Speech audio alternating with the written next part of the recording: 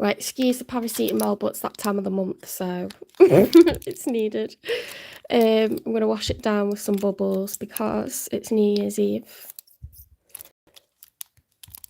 It's only early afternoon here, but it'll make sense when the videos get uploaded.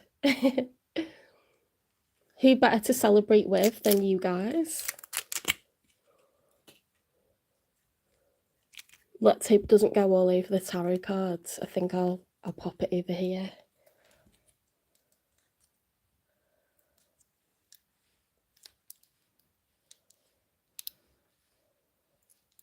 You know what, I figured the best way to celebrate New Year's at home. When I was younger, we used to go out and we'd spend so much money on taxis. Everywhere would charge, like every bar and club would charge extra for you to get in. They'd promise you loads of stuff. Put a theme night on and then no one would be in there. You'd be like the only people in there. Last New Year, we sat around and watched a comedian on TV and we just laughed our heads off. I think it's Mickey Flanagan or someone like that. We had a really good evening.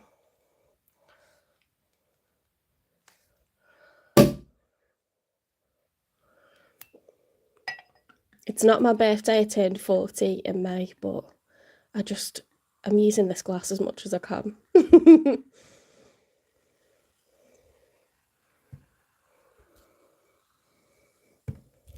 Cheers to the new year, guys.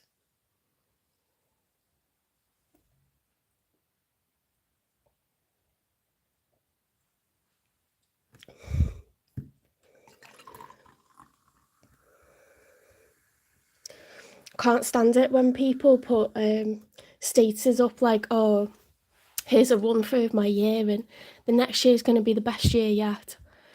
Look, you all said that at the beginning of 2020 and look how that went.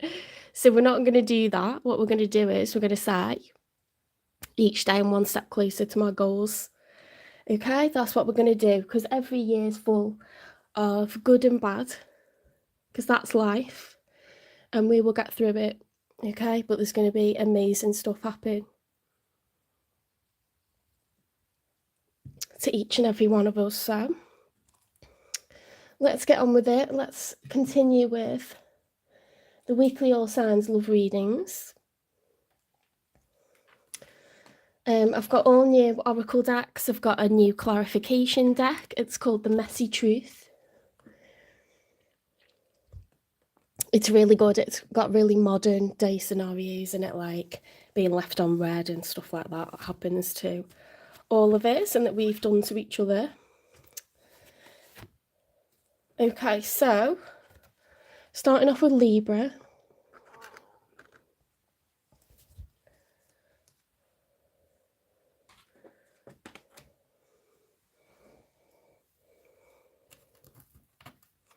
We'll do a few shuffles. Oh, shall I light my candle? It's a stargazing candle. It's called Stargazing. That was a Christmas present. We've got to use the things that we've been given, haven't we?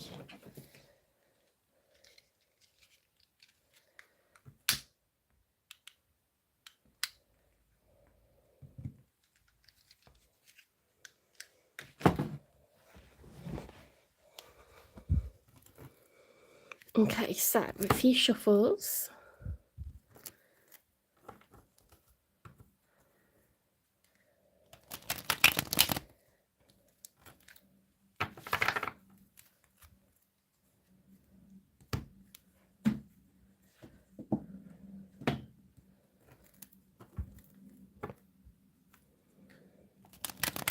I'm using the Runic tarot deck.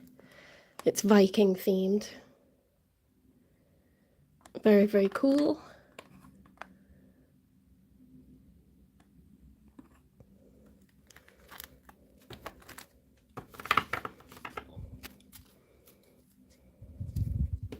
One more shuffle.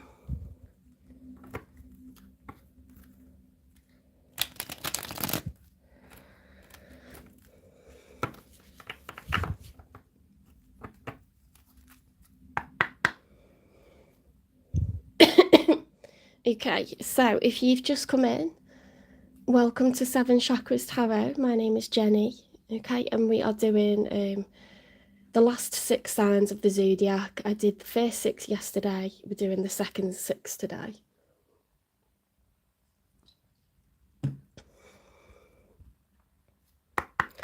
Spirit guides, the universe, and angels, please stand beside me and guide me for Libra's highest good.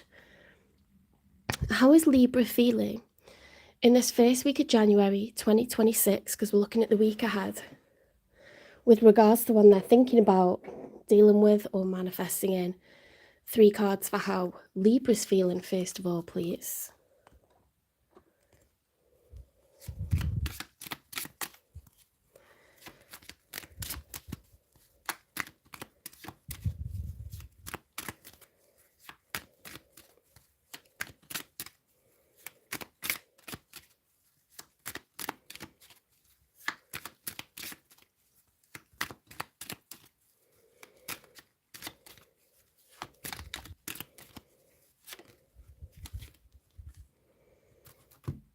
Okay, so we've got the 4 of Swords, so that is much needed respite.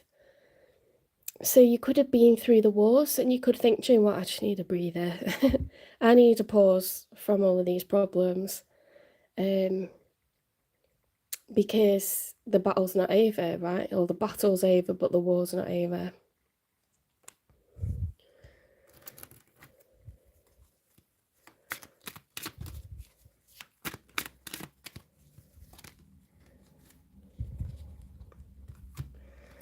Right, we've got a combination next. What's that one? The Page of Swords reversed and the Chariot upright. Okay, so the Page of Swords, when it's upright, it's someone that is trying to gather information through observation, careful listening, careful watching. Yeah, it's studying from afar. It's very clandestine energy. It's like, I don't want this person to know that I'm looking at their social media. I don't want this person to know that I'm asking around about them or waiting for them to be brought up by mutual friends.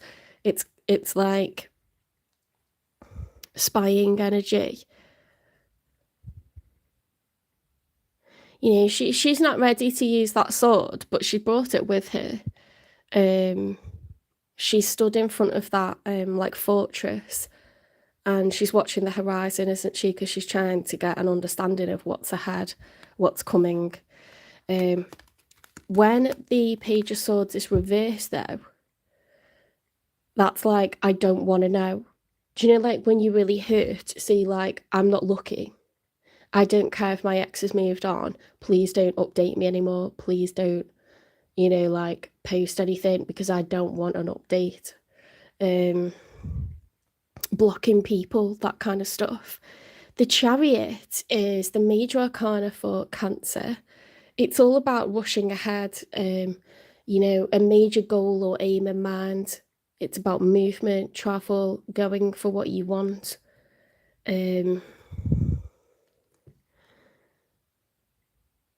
maybe after a pause, there's this sudden rush of movement and it's like, let's just not even look, let's just go for it, you know?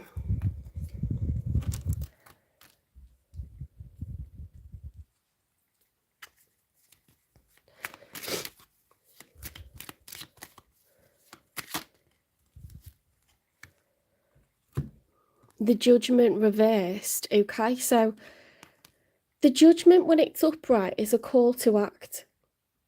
You know, the heavens are saying, you need to do something now. You need to act before it's too late. With that being reversed, we're ignoring the call to act. Okay, so there's something, Libra, that you should be doing right now and you're ignoring it. You're not listening to the divine, you're not listening to your intuition. It's almost like a very stubborn energy, like forthright, like I'm just going to do it and I don't care about what the facts are. I don't care about what other people think. But it might be against your better judgment, you know.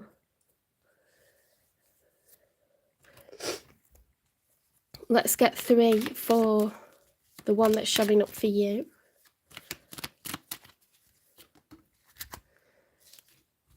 We've got the Ace of Wands reversed. So the Ace of Wands, when it's upright, is like a rebirth, I think it means, because when it's a Page of Wands, that's someone that's never walked down a path before. It's usually like a new love, a new adventure. With the Ace, it's something that we really, really want so much. You know, we've manifested it, the universe is granting our wish. So you tend to want that when it's a rebirth with someone from the past, you know, like a second time around. You're more kind of carefree about stuff at the beginning when it's someone new. So that's why I think it's different to a Page of Wands.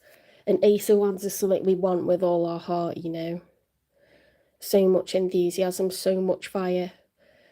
And so feelings have to already been invested. But this person doesn't want it anymore. Let me just open a window or turn the heating off because I'm burning up my new fluffy dressing gown.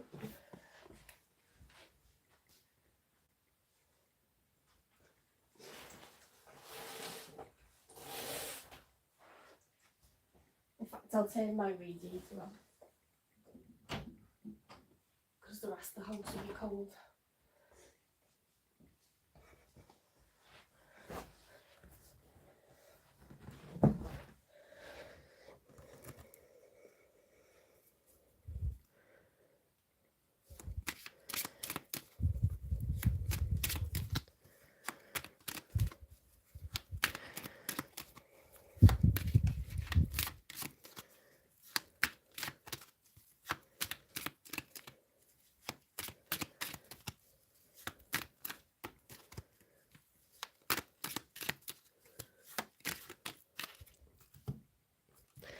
The Fool, okay, so the Fool suggests, like, I don't want to do over. I want to go into a new chapter. It's a reset. So you see the 0 at the top. It's fire energy again. So either this person didn't want it and now they do, or they don't want a do-over. They want a new adventure. They want to take a leap of faith with someone totally different. Because the numbers in tarot run from 0, 1, 2, 3, right the way up to 10. And 10 is the end of a cycle. It's the end of a phase. Don't draw bad cards. I can't choose the cards that come out.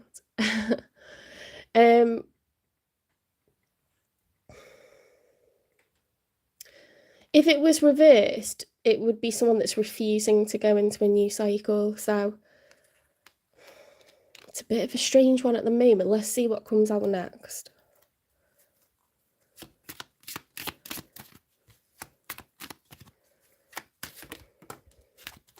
How can I tell you if you're male or female? Only you know that.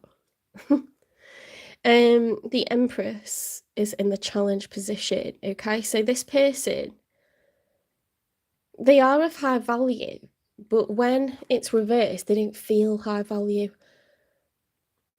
This is very chaotic energy. How can they go from this to this to this? Like,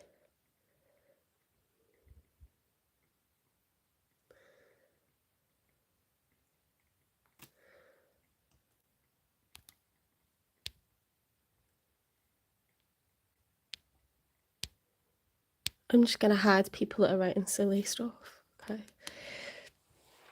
Let me talk about the Empress then. So the Empress is someone who's the highest status in the whole tarot deck. She's all 4 queens, okay? So she's the Queen of Wands, courageous, ambitious. She's the Queen of Cups, understanding, patient, empathetic. She's the Queen of Pentacles, nurturing, a solid provider, likes nice things, likes to gift people. She's the Queen of Swords, truthful, honest, fair, just, intelligent, intellectual, strategic.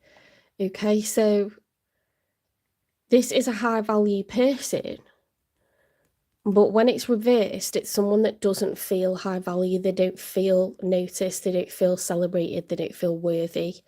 And it's usually a reflection of how someone's treated us. That's the challenge, you know. Am I good enough? Am I worthy of moving on to someone new? So maybe this person is suffering low confidence at the moment. You're kind of being very headstrong and stubborn about something. You're like going for it once again, but it's almost like you're going against your like better judgment. You're looking like two very separate energies at the moment. I must say, like very different wavelengths.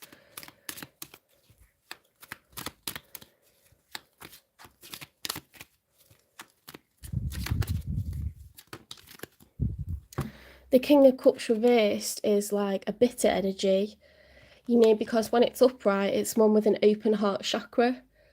It's someone who is patient, forgiving, loving, understanding, generous of heart. They don't bear grudges. When it's reversed, it's the opposite of all that. So it's someone that is feeling unforgiving. They do bear grudges. They hold things against people. They won't forget it for a long time. You know, they might let themselves down and like be snipey. And kings are more masculine energy. So in tarot, it doesn't mean that you're male or female. It just means that you're thinking about the greater good, the wider picture. When you're in a feminine energy and you're showing up as a queen, you're thinking about each individual person and how they will be affected.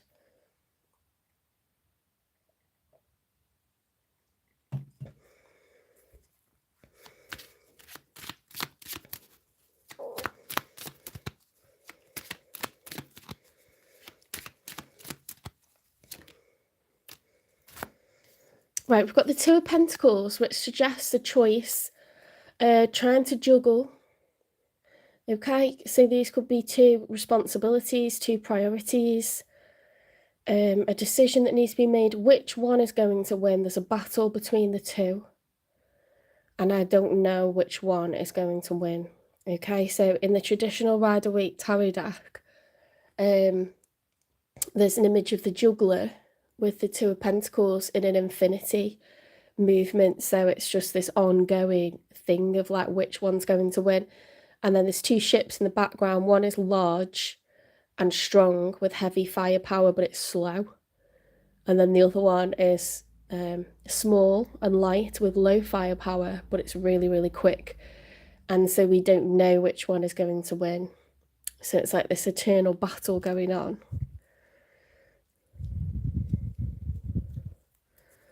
Now, priorities could be love and health, or like health and work, or love and work, children and love. You know, which is going to win? It's a juggle at the moment. It's like plates spinning, trying to keep all the plates spinning.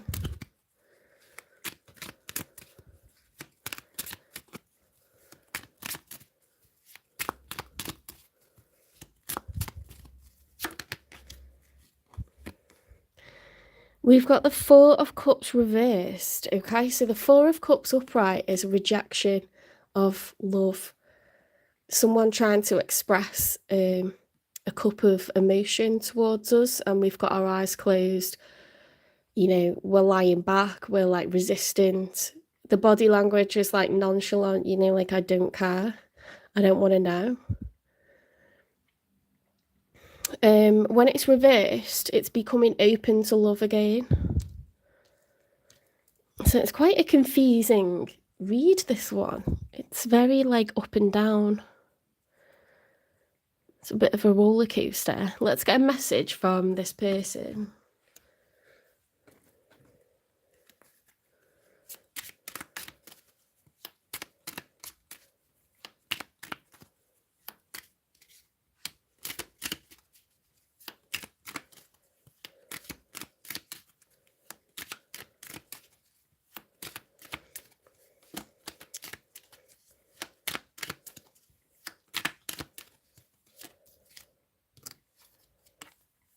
Run away. Would you pack a bag and meet me in Hawaii? I just want to get away from the world and be alone with you. Okay, so this person definitely does want this. They are high value. They could have a home. They could have children already. You're right, actually. It could be someone who's brand new that's leaving a past situation, you know, because that does look like someone that's ready for a new love.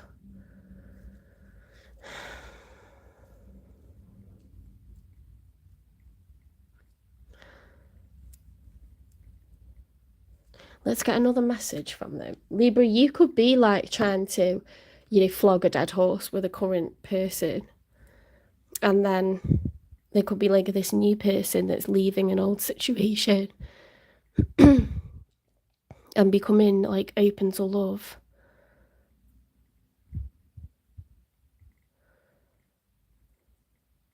Or you could be like bitter about someone that you've lost, and this person's also they're new, coming in from something that they've left behind. They don't want to do either with their past person. But someone's like heart chakra is really closed off to begin with, and it looks like it's more likely to be yours. But then it's like starting to open up again.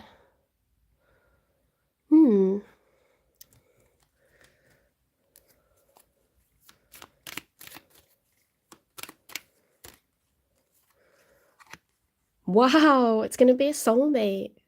That's the Six of Cups. I am absolutely in love with you. I'm a bit jealous, but I am Libra Moon, so I could try to claim this. We'll claim the good reads.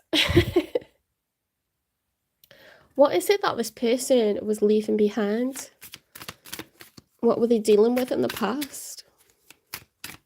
This is the messy truth. So in the past, they got blocked as fuck, ghosted, shut out. They were given the silent treatment. Oof.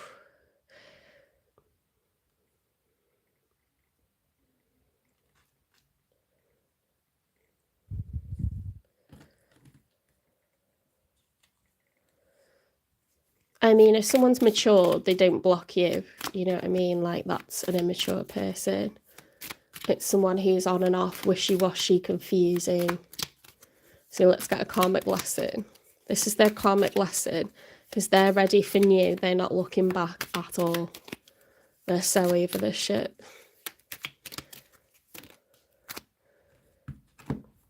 Yeah, they've learned to choose love over fear. So, they're being brave, they're being bold, they're being courageous, and, instead of like better the devil and staying putting up with the confusion, they're opening themselves up to new love.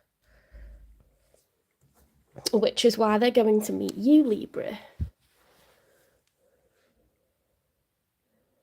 So let's get some general advice for you then, Libra.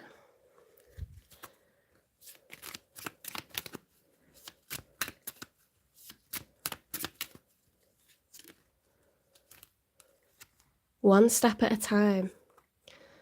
I see the mountain ahead and dedicate myself to taking one small step at a time. I make progress by staying focused on the present moment, the current task. Thus I regain my ease of living. Okay, so that looks like the root chakra.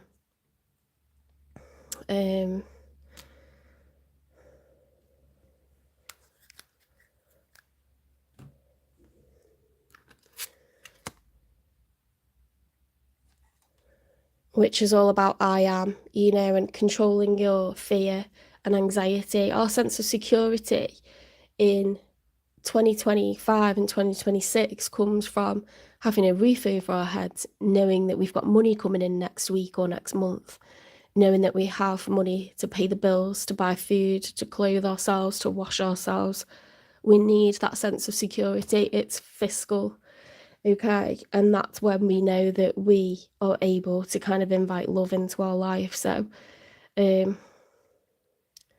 fear creeps in, you know, in particular when we feel like we are in between jobs or we're not earning enough or our outgoings are increasing, you know, and it's causing us to hemorrhage money. That's when we feel less secure, you know. And then after that, when you've got your nest sorted, then you kind of move into that phase where you're like feeling quite, yeah, like I just need my person now, you know, I need to put some eggs in this nest that I've created. So you build the sense of security, and then that's when the sex drive increases, the desire, the passion, you know, and you feel like confident from that. You feel like in charge of your life. You feel like you got everything under control. And that's when you're like more able to forgive, you're more balanced in how you see things, you know, with an open heart chakra, and it just goes on from there, really. Each cog activates the next one. So this is all about building a sense of security, providing that security for other people, you know, so they feel like good in themselves as well. This person knows that there's no security where they've been, okay, and that's why they're not afraid to leave now.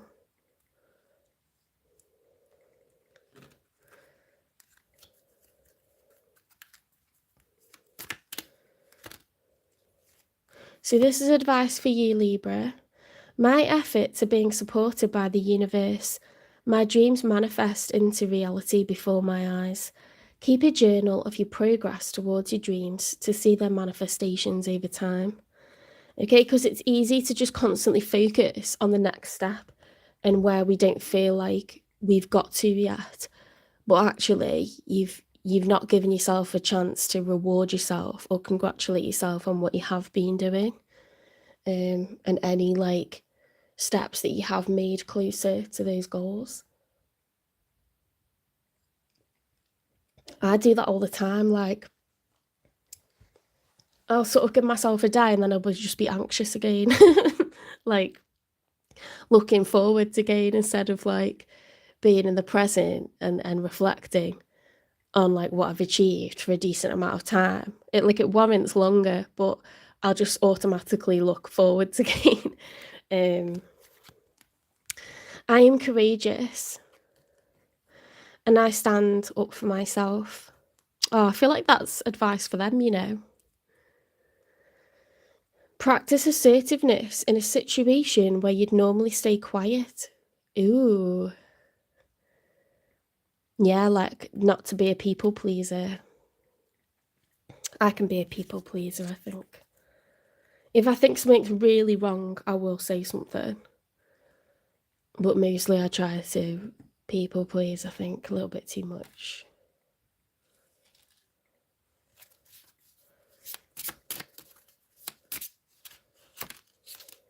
This is like general life advice now.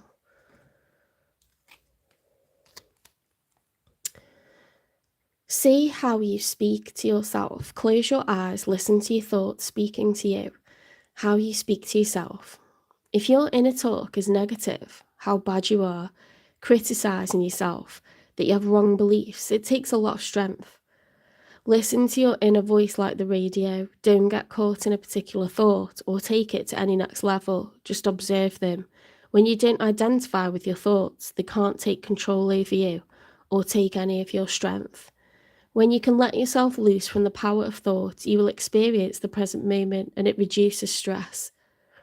Okay, so often we'll say, no, I don't like self-deprecate. No, I don't really do that. But then if you're honest with yourself, if you think about it, you do. You say, oh, why have I got skin tags? Why have I got a tummy that hangs down? Why have I got frizzy hair? We probably do it so much in a day. And because it's like a fleeting thought, but when you're constantly like giving yourself negative thoughts, that's not very kind, is it? That's not very nice. So I do think it's quite automatic to criticise oneself because we're constantly watching adverts for stuff that's supposed to make us improved, supposed to make us better. And the message from that is you're not good enough as you are. Now, everyone should groom. I'm not saying like you should just be frizzy and crazy. and look like a wild man or a wild woman, but you don't have to say negative things yourself. No, you don't ever have to say that. Say positive things instead.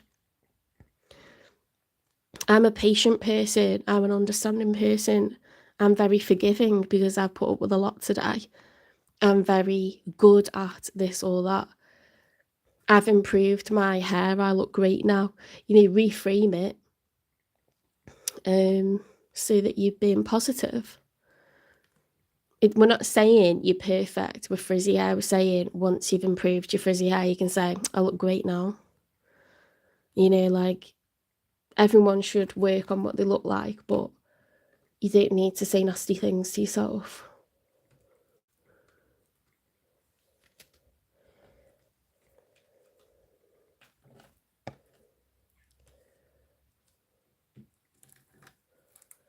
Okay, this is the You Are Not Alone Oracle deck. When I forget who I am, I return to my breath. Okay, so that's like when you feel like you're going outside of your own body and you're getting really, really anxious or fearful. Just breathe, concentrate on your own heartbeat, okay? Let it ground you. Return to self.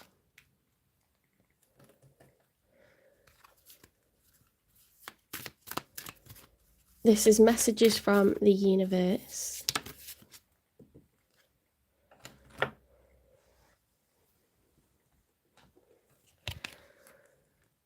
We are always speaking to you and sending you messages. When you feel like you're alone in a situation, just know that you never truly are.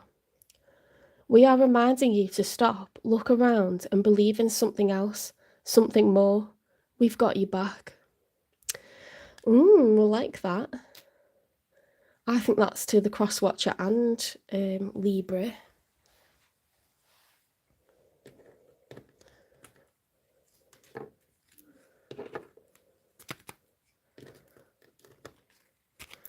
These are new as well. Everything's new at the moment. Chakra whispers.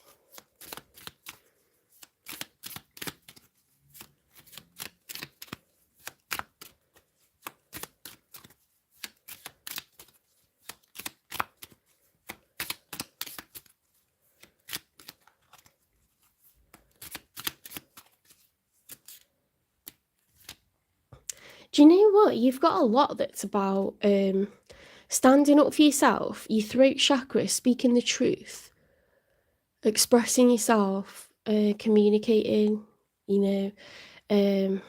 this one says, I communicate with love and integrity. So it's having boundaries, having self-respect, saying when something is out of order, because sometimes you recognise that it's out of order, but rather than actually call someone out verbally on what they're doing and label it and identify it and make them, like listen to it, we're kind of passive and we just kind of like leave, by walking backwards quietly out the back door. And it's like, you can do that and you can kind of shock someone by doing that. But sometimes that doesn't leave us feeling like a sense of closure. Like sometimes we need to actually say, you're running away. Like, I deserve better than this. You're a coward. You treat people badly. Tell people like what it is that they've done to you. Make them face it. Make them listen to it. And if they block you, wait till they unblock you. Because they all wait 6 months and try to slide back in. That's when you send the video that you recorded the day they let you down. So they have to see what they did to you because they're a coward. Why should it not be said? Why should we be passive? Because that's like, we're kind of left thinking about and reflecting on and worrying about it, and they're just running away from it and not thinking about it. That's not fair, is it? But you're both going to get true love in one another, which is really beautiful. Choosing love over fear.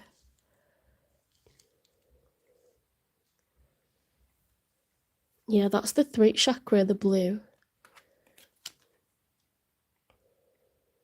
This writing's so small, guys. The voice of your truth, the throat chakra, is a clear channel through which your soul's wisdom is expressed with honesty, harmony, and light.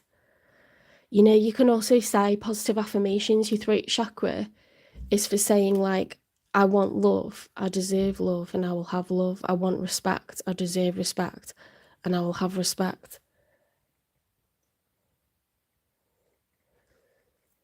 I want security, I deserve security, and I'll have security. I want a love that's not confusing. I deserve a love that's not confusing, and I will have a love that's not confusing.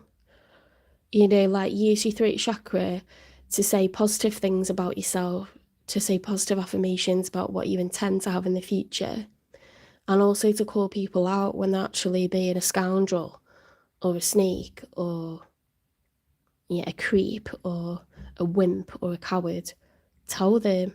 Stand up for yourself and tell them, make them listen to it, because that's what they deserve to hear. They're not getting it reflected back to them, and they need that. They need it reflected back to them, so they'll just run to someone else and do it to them, run to another person and do it to them. I love dishing out a few truths.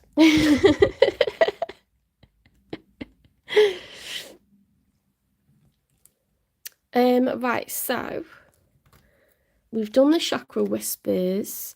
When is this new love going to arrive then? That's what we want to know.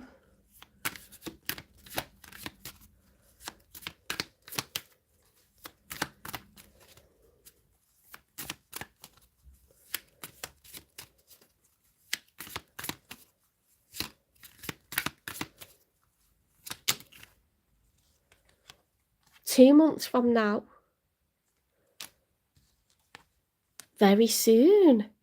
Guys, so between, like, any time now up until the end of February, you're going to meet someone, and it's going to be a Six of Cups. It's going to be a soulmate, okay? And they will appreciate a love that's not confusing, a love that has respect, you know, that has dignity, where they're appreciated, they're made to feel secure, and they will offer the same in return. Okay, I'm going to get you an angel number as a little treat because it's New Year. And then I'm going to get you a message from someone that's a lost loved one, you know, someone that's passed away, that we're missing this Christmas, that we're thinking about this New Year. I can't sing that Old Lang Syne song. I can't sing it, that New Year, like Scottish tradition, because I just start crying like halfway through it. It's a time of year where we're reflecting, we're looking back, we're looking forwards. Everything's like deep contemplation. There's going to be someone that you're missing at the moment. So if you don't want that, like, as a trigger, you know, click off after this angel number, but otherwise I will pull a card. I promise you it's only nice messages in the deck, but it's just in case there's someone you're wondering about that you'd like to hear from. Okay, so we've got 1001, spiritual awakening, new beginnings, personal development, prioritizing creativity, and heading in the right direction. Oh, let's hold up this card because that is perfect. A new phase in a religious or spiritual quest. You're going through a spiritual awakening, which can feel like the dark night of the soul. You're on the path to enlightenment, and this too shall pass. Okay.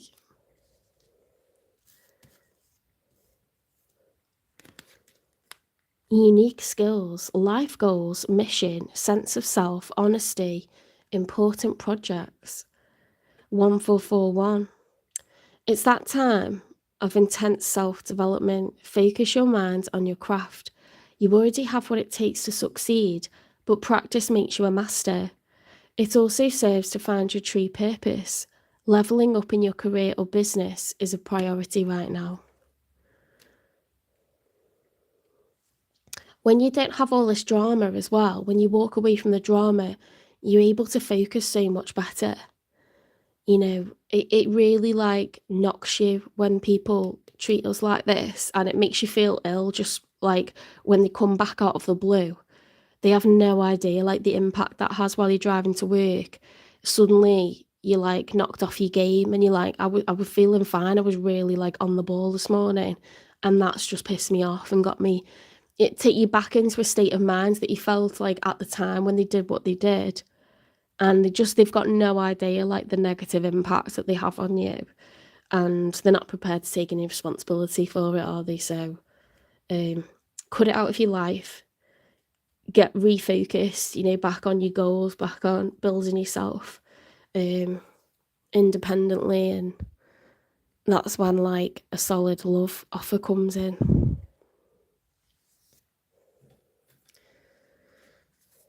So if you feel like you love what you do already, okay, that's set to grow. If you don't feel like you found out your true life's purpose, work on finding like your passion and think of a way that you could profit from it. Because especially in these times, you can do something you love and get paid for it.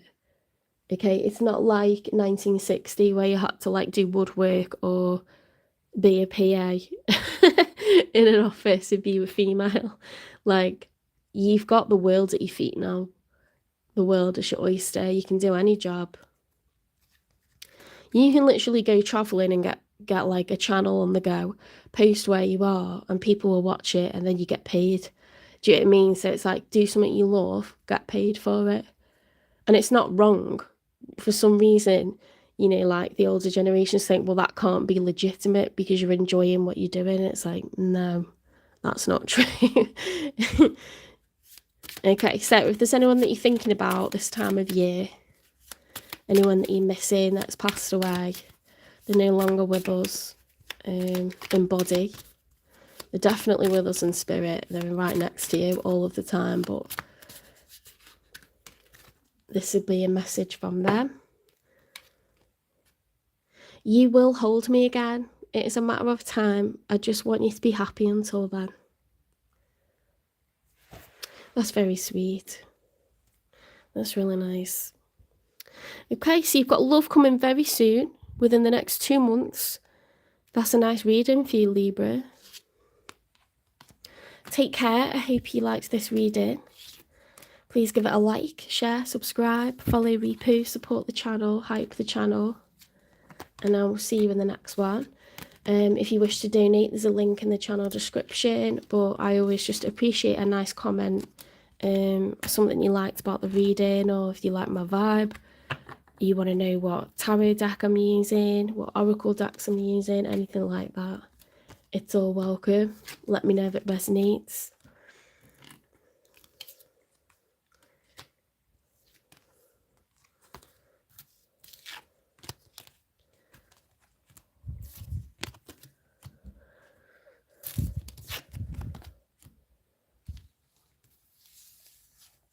So we're going to go on to Scorpio next.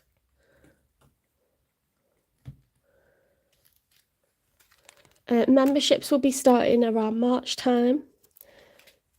If you remember, you'll get a monthly finance reading worth £18. You get a monthly health reading worth £18.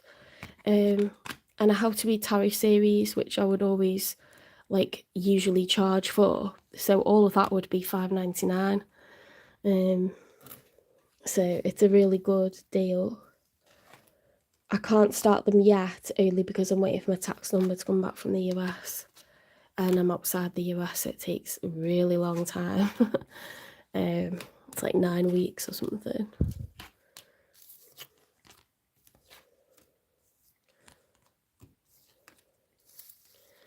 And my health and my finance readings, it's the Native American Indian medicine wheel for the health one. It's your spiritual, emotional, mental, and physical health. It's my most popular reading after the finance readings, so they're the best ones that you get in for a bargain price each month. The love readings will continue to be weekly, and they'll continue to be free, the collective ones. Personal readings are £18. You can email me at jen3585@gmail.com, or you can direct message on TikTok or Instagram. I barely, like, I just create the Instagram, to be honest, because everyone seems to have one, but I barely update it. So if you direct message there, I'm likely to see that really quickly. Same with TikTok.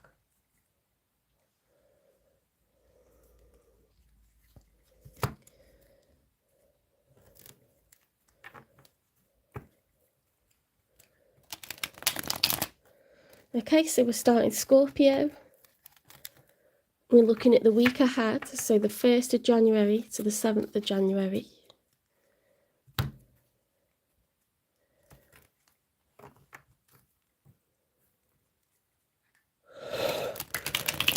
I don't take personal questions in lives. These are collective reads. So you watch it, watch your sign, watch the sign of your person, see what resonates. I watch a lot of collective readings and they always resonate. I have no idea why. My only guess is that we as zodiac signs are learning similar lessons at similar times, and that's it. It's freaky. I don't know why it resonates, but it does. You don't have to know all the answers to know that something exists. This is a belief system like any other. You know, we follow religions like they're a set of guidelines to be the best version of yourself. Tarot's no different. Very close to Hinduism, actually. You know, learning lessons, trying to be the best version of yourself, looking back, you know, doing shadow work, being sent karmic lessons, trying to do better, trying to be better, reaching a state of moksha. It's very closely related. I think that's why I have like a big Indian following, actually. Well, I like India as a country because they have so many religions, you know, and they peacefully exist alongside one another. I find the most offensive people are like, you know, these people that call themselves Christians, because I'm not offended by Christianity. I'm an omnist, so I accept the presence of all religions, but I get people who call themselves Christian coming on saying that I'm the devil and this. I have no idea why. I get the odd person saying this is haram or whatever, but it's like, why are you so offended by it? I don't force anyone. This is not like the law of my land. I don't force anyone to believe anything. No one's threatened, you know, and forced to come to watch the channel. Like, they choose to do it because it's starting to make sense to them. It's choice. It's all choice.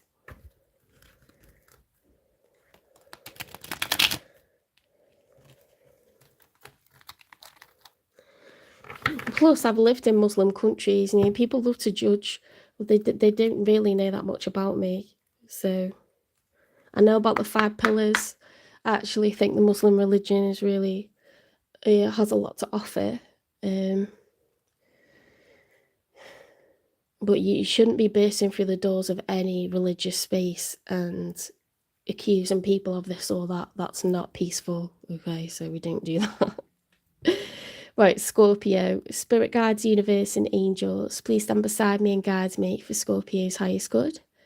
How is Scorpio feeling in this first week of January 2026 with regards to the one they're thinking about, dealing with, or manifesting in? 3 cards for how Scorpio is feeling, first of all, please.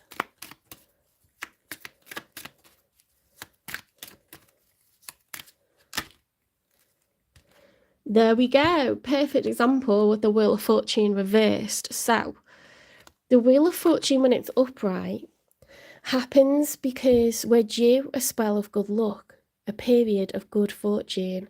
Now, that normally happens to us when we've learnt lessons. If we are being toxic towards someone, or if we're being toxic because we're accepting behaviour that isn't right, that's when the wheel turns like this, okay? And it means that we haven't learned our lesson. This is a karmic lesson. So if I ignore someone demeaning me, calling me disgusting words, and I'm in a relationship with them, that's me ignoring red flags. If I ignore someone punching a window through, you know, and trying to intimidate me. That's me ignoring red flags. So that is unhealthy. I haven't learnt my lessons. I need to put boundaries up. I need to leave. So this is when you're stuck in a karmic cycle. And if you don't learn it in this lifetime, then you'll have to learn it in the next one. Okay, so if you've had a string of relationships where the person's been really disrespectful, so many lines have been crossed, you don't know, you know, where like what's going to happen from one day to the next. This is not safe, okay? This is not healthy. And until you put boundaries up, it's going to get worse. I'm not just putting it on the other person. Sometimes we do unhealthy things, like I said before, we could be the one ignoring the red flags, or we could be the one being toxic. We could be the one punching through the glass window, slapping someone, putting our hands on someone, calling them demeaning things. Like, no. So something is unhealthy at the moment because you're stuck in this like you know, reversed wheel situation.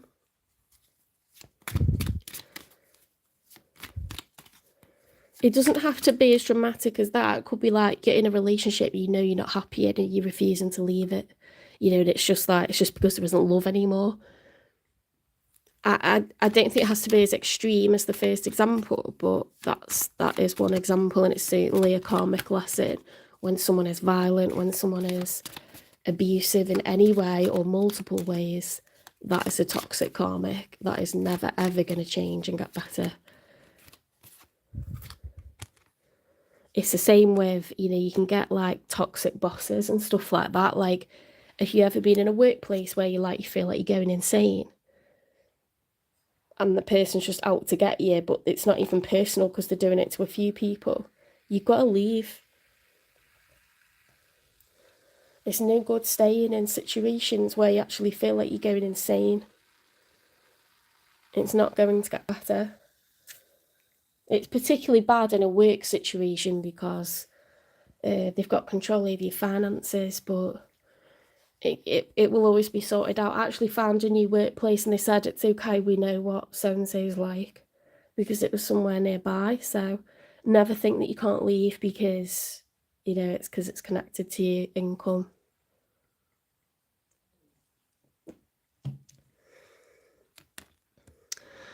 Right, we've got the Three of Cups reversed. So this indicates to me that what's unhealthy is there is another person in the equation. So if you're already in a relationship, you invited a third party, another man, another woman, or you could be the other man or the other woman.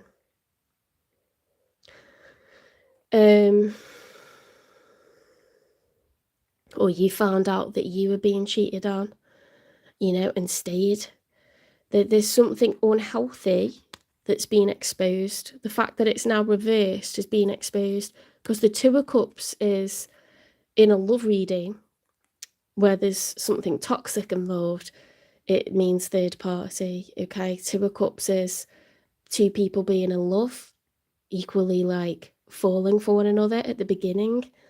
The Three of Cups is exposing a third party dynamic where a third person, 3 cups is too many, 3 people is too many.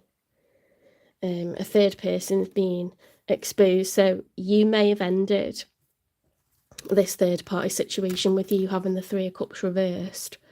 You could have said, I'm not doing this anymore, I'm not being your secret. Someone's got this as their secret.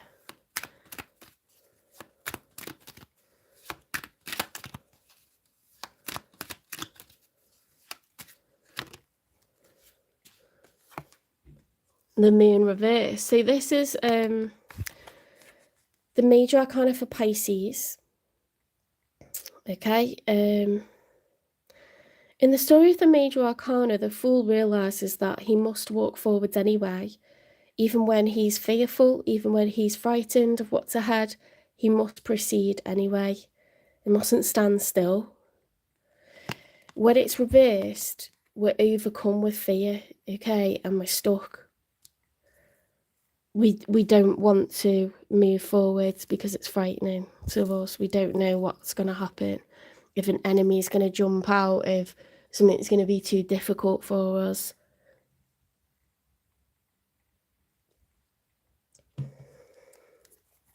Let's see who's showing up for you.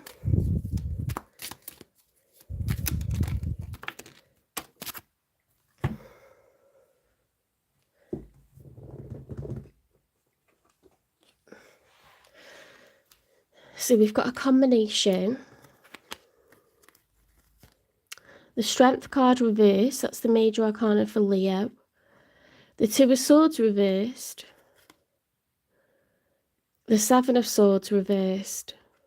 And the King of Cups reversed. Right, let's turn them upright. There's a need to be emotionally strong. Oh, hi, I'm not taking questions. These are collective reads, but thanks for checking. The Strength card, when it's reversed, there's a need to be emotionally strong. That's very, very difficult at the moment. You know, that beast is powerful. It's an apex predator. It's, you know, full of muscles. It's large and in charge. It could do a lot of damage if it loses its temper. There's a need to be emotionally strong, but it's very difficult at the moment. Two of Swords, when it's upright, is blocked, like denial, like I don't want to deal with this. Two of Swords reversed is like, okay, I'll face it now. Seven of Swords upright is being devious, having a strategy, being manipulative, deceitful, okay, lying, keeping secrets. This person's trying to get away with something, right? It's a scheme, it's a scam, it's something that's not right, it's immoral. That's being exposed. The King of Cups, when it's upright, is someone who's patient, calm, understanding, you know, knows how other people are feeling, can forgive. This person holds grudges, they're bitter, they're over emotional, they can't get past things. They're closed-hearted, you know, cold-hearted. So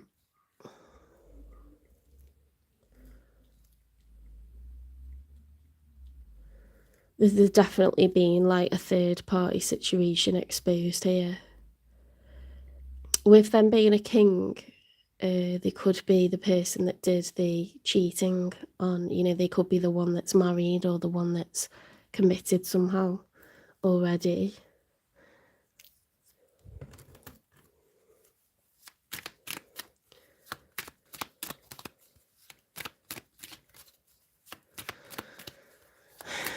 Or they could be the one that you cheated on, and they found out the lie.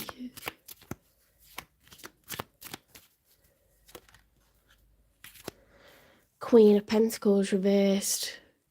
So money's falling out of the purse, money's falling out of the wallet, feeling less than generous, because this upright Queen of Pentacles is a very charitable person, very caring person. They share their wealth, they're a solid provider, they're generous, their love language is to gift, they like nice things, a nice home. When it's reversed, money could be a problem, or they're feeling less than generous.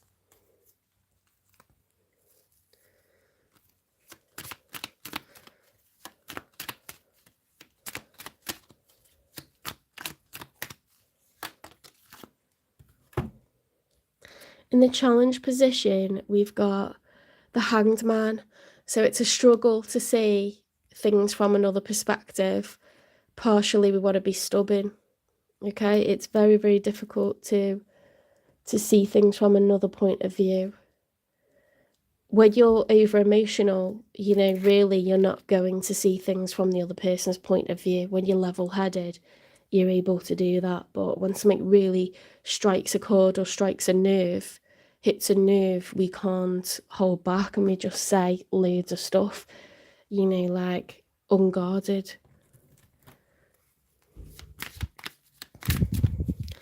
Let's get 3 for the outcome. Knight of Cups.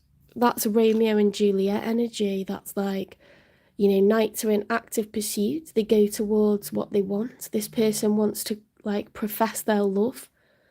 Like, I think I could fall in love with you, or I'm in love with you. How do you feel about me? You know, because they don't know. The Two of Cups is like when you tell each other, this is one person telling the other person, like, I think I'm falling in love with you. Like, you're the one for me. Like, it's only you. You know, Romeo and Juliet weren't just trying to get with anyone. They wanted each other and each other only. Romeo had to get to Juliet's balcony. Juliet had to stand up to her family, you know, like, because she just only was thinking of Romeo. The wedding secret, you know, it's a very loyal, like, I want this person. It's not like I just want to get with someone. Five of Pentacles, left out in the cold. So it looks like one person's going to go towards the other one, but they might get rejected. It might end in tears.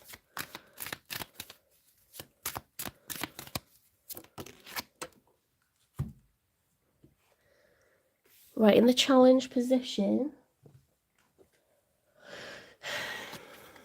we've got the Four of Pentacles. So the Four of Pentacles upright is the miser. It's someone who's like, no, I'm just thinking of myself now. Happy to burn bridges, happy to, you know, avoid investing in others, just preserve my own wealth, preserve my own dignity, my own time, my own money. This is becoming generous again. So this is the challenge, is like, when you feel rejected, how do you then get out of that mean-spirited Scrooge, A Christmas Carol kind of vibe, you know, where people just need to sort themselves out. They need to get over themselves. They need to just stop being poor, like, uncharitable, uncaring, a lack of mercy, you know. That's the challenge, because how do you feel when you've tried to express how you feel to someone and you get rejected? I didn't talk too much about astrology, to be honest. I think there's channels where they know a bit more about it. I know some people like talk about astrology a lot more. I don't. Let's get a message from this person.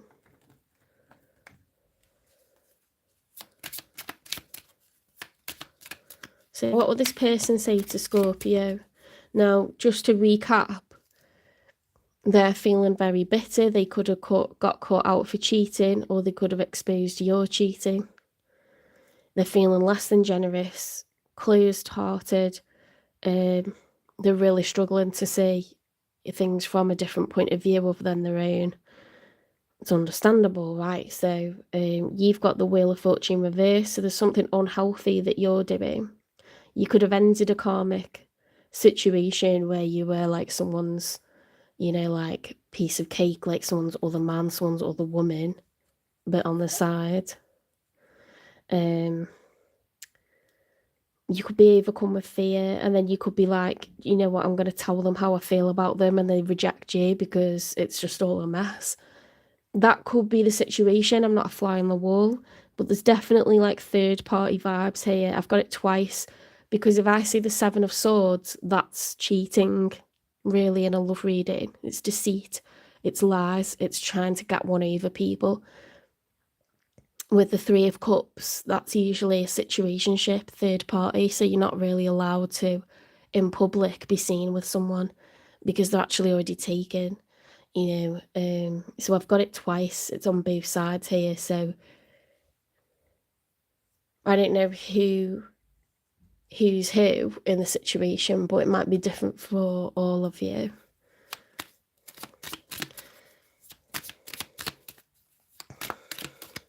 But if you want to know if you went towards them and told them, or if you feel like you want to go towards them and tell them that you care about them, you might get rejected. So what's come out from them is obsessed. I think I'm obsessed with you. I think about you all the time, stalk your socials, and hope I run into you when I'm out. So you like such a tempting thought for this person. It could even be them going towards you and getting turned down, but we've got obsessed and my fantasy. Oh my God. You're my fantasy. I have pictures and videos saved of you and use them for inspiration. I want you. I do feel like they're the one that's taken and you're like, you know, someone that they really like have the hots for that they're not supposed to have, and it makes it even more tempting, doesn't it? Like, usually when the third party card is reversed, who's ever, you know, side of the spread it's in is the third party. They're the other man or the other woman. So that's why I'm thinking it's you. And they're the ones doing the lying and the deceit. Because if you're single, you're not lying to your person. They are. So that's why I think it's that way round. And they're just like, they're obsessed with you. You're like a drug for this person. They can't stop thinking about you.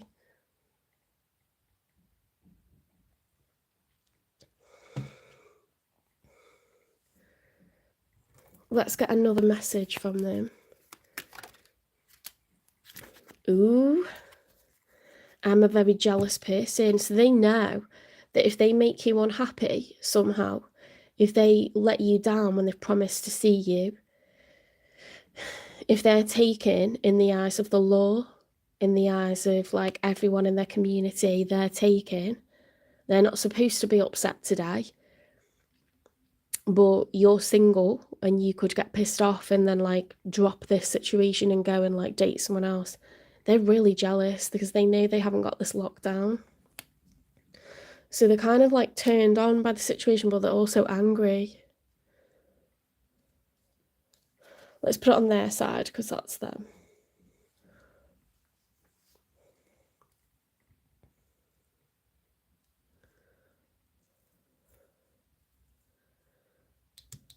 Yeah, I think you're the third person, and I think they're the one that's taken.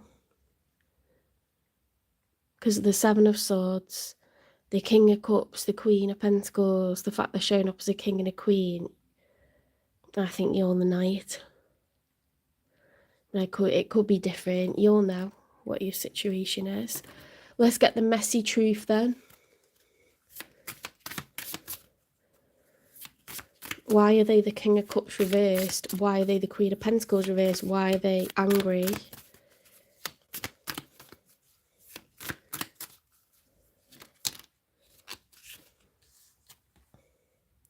The tea is cold now. No more drama over it. Past expired.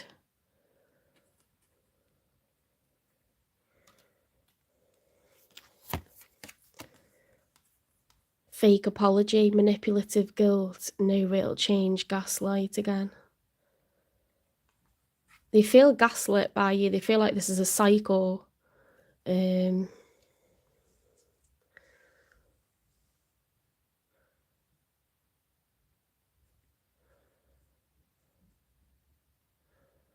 like a toxic cycle that you're both stuck in. Either they're fake apologising to you or you're fake apologising to them, but it's a toxic cycle that you're stuck in, the two of you.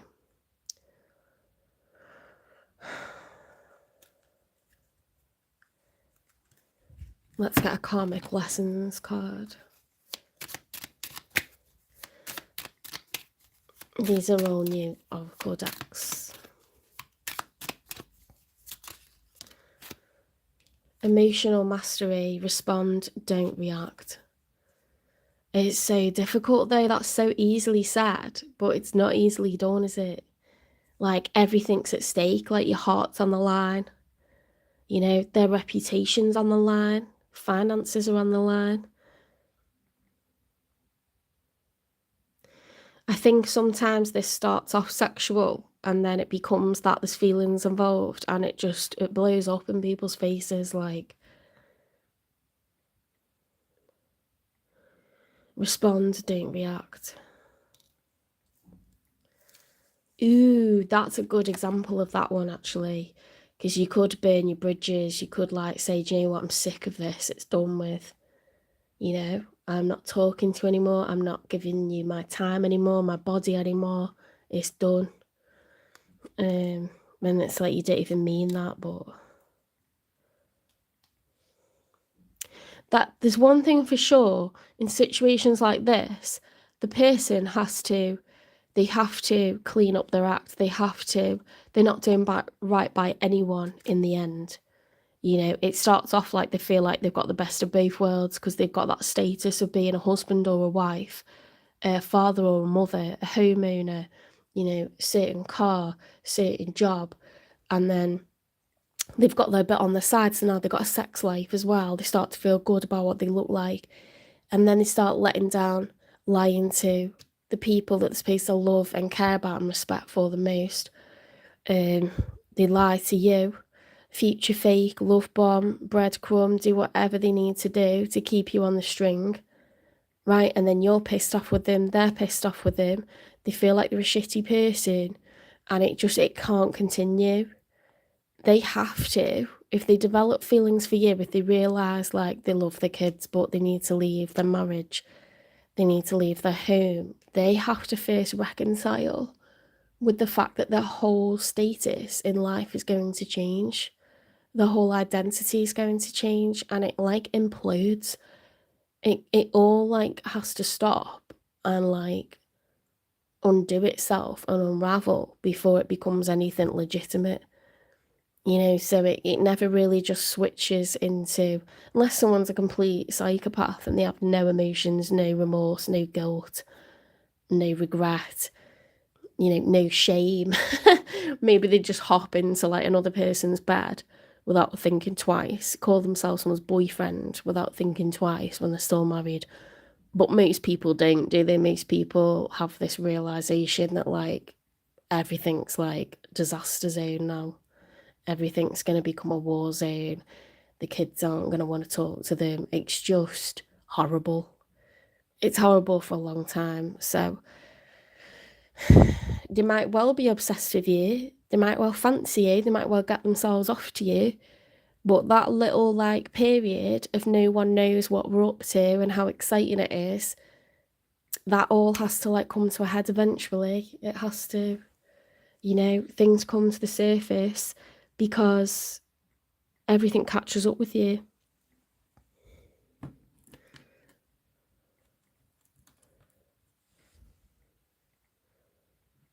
And suddenly what was chosen feels like it's running away, you know, like with us, and it's kind of become something of its own that we're now not sure we can control the outcome.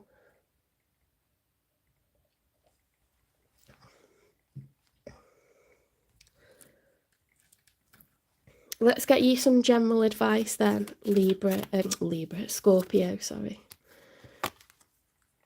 Elevation. I free myself from fear and trust the universe. I direct my thoughts to the beauty inside and around me. I use my spiritual strengths and knowledge to create light, and I rise above all doubt. See, this is like where we need to really dig deep now.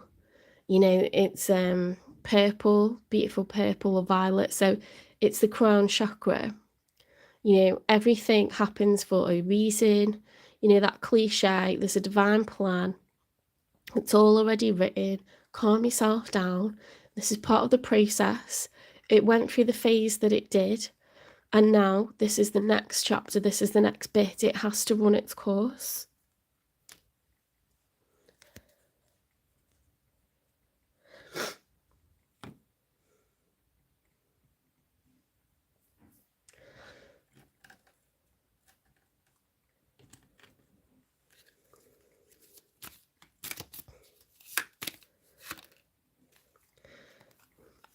I choose to fill my life with joy. Create a playlist of songs that uplift and inspire you. These are tough times, and if you've been that person that exhilarated someone, and if you've been that person that caused someone to feel alive again, you know, you recognize they were like a shell of themselves and you made them feel whole again. You know, it's not such a shallow thing, but it'll be viewed as shallow. It'll be viewed as cliche, as, you know, like you're a home wrecker or this or that. it's a lonely time when that person drops you like a hot rock because they feel guilty, because they feel suddenly the impact of everything they've been doing for the last 6 to 8 months or year and a half or however long it is, and they've got tough decisions to make, and it is hard because maybe your heart is now involved, maybe your emotions are now on the line, your heart's on the line, you feel rejected, you feel used. This is a time, Scorpio, where you need to dig deep and you need to just create your own happiness. Know that everything, has happened this way, probably exactly as it was going to. I surround myself with love and positivity. Make plans today to spend time with someone who uplifts you. So you've got uplift twice. My challenges help me grow and become stronger. Think about a recent challenge and find the strength you gained from it. Okay, so it's not always about the lesson. It's how you come back from it. It's not always about the fall. It's how you get back up again, and it gets easier every single time. It's almost too easy for me now.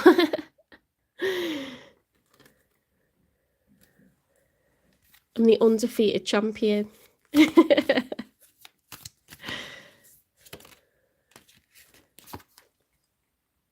The love I longed for lives quietly inside me now. Yeah, you can find harmony, you can find peace, inner peace, external peace. You can put yourself around people who have always wanted the best for you. You can, go to alternative therapy sessions. You can be around, siblings or best friends that you just love hanging out with. You can find passions that just fill a void that maybe relationships were taking up that space in you. Just evolve, use this opportunity to get a better relationship with yourself, and whatever they choose to do, they got 10 times the problems that you've got because they've got to deal with property, legalities, potential divorce, being exposed for being a liar, being exposed to their kids, to their colleagues, to their boss, to anyone. The stakes are higher for the person that was in the marriage, okay? They're the ones that have got to face a lot more change, a lot more of a life over. So you think of it like that, if it's not come out, maybe it's a good thing.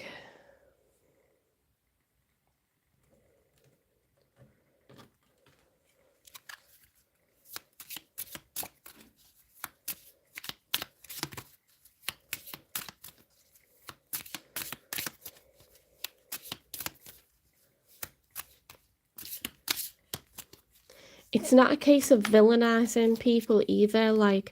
It's very simple that people can be alone from within inside a relationship or a marriage. It doesn't make you, an evil person. It makes you human. If you haven't been touched, if you haven't been touched since your kids were born, that's on your partner. They chose not to touch you. They chose to neglect you. They choose to let you think that you're not attractive anymore. They choose to let you worry that they might be cheating. I know some people can't help it that they don't have a sex drive. I know that's impacted by childbirth. I know it's impacted by lots of things, but menopause, hormonal changes, stress in work is very, very common in men, to lose libido when they're really, really stressed. It affects their self-esteem, their self-image, their ego. But you cannot say that it's okay to leave your person for more than a few months untouched, feeling lonely from within inside a relationship, because you are each other's support system. You promise to be that. You promise to be intimate with one another, to relax one another, to cherish one another, to make each other feel attractive. So if you know you're not doing that for your person and it goes on for an extended period of time, how can you really say that you just thought they would just give up on that side of themselves, that it wouldn't affect their self-esteem, their self-image, their self-worth. Because sometimes all people want is for their person to touch them like that again. They don't really want another, but you just won't do it. So it's like, I've been there, but I was boyfriend and girlfriend, so it wasn't like I had to think about children. It wasn't like I had to think about property. I get it. Like, if people have to think about how they've put years worth of finance, going to work every single day, pouring that money into a property, it's not that easy to just walk away. And especially if there's children involved, it's not that easy to just walk away, is it? And you're never walking away from your kids. You're never doing that unless you're a horrible person anyway. But most people, they stay because they don't want to leave the family dynamic. So it leaves them in a really difficult position, because they're not really happy, but they don't want to lose what they've got either. So I don't look at the world so black and white anymore. I really don't. I don't hold judgment, and I don't assume that you're either a villain or a saint. It doesn't work like that. Feel the sound. Close your eyes and let your body go limp. Begin to listen to the sounds around you as if they were a symphony. Are they sharp, like the chirping of a bird, or soft, like the rustling of leaves? Are they continuous or intermittent? How do these sounds make you feel? Do they soothe you or distract you? Listen for a while, and then focus on the rhythm of your heartbeat for 5 to 10 minutes. By tuning into these sensations, you bring awareness to the present moment. Simultaneously, your mental stress and physical tension will start to dissipate. Okay, so that's a little bit of mindfulness from the Look for Your Own Power Center deck. That's new. Let's get a message from the universe.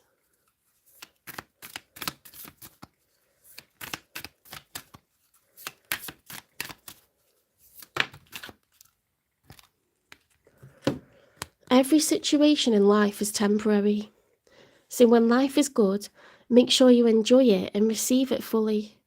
When life is not so good, remember that it will not last forever and better days are on the way.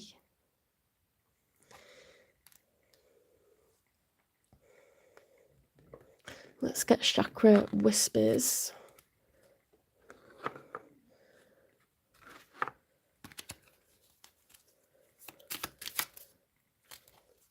Yeah. So it's the heart chakra with the green. I am worthy of deep, nourishing love. Okay, so we're not saying you can't have this person.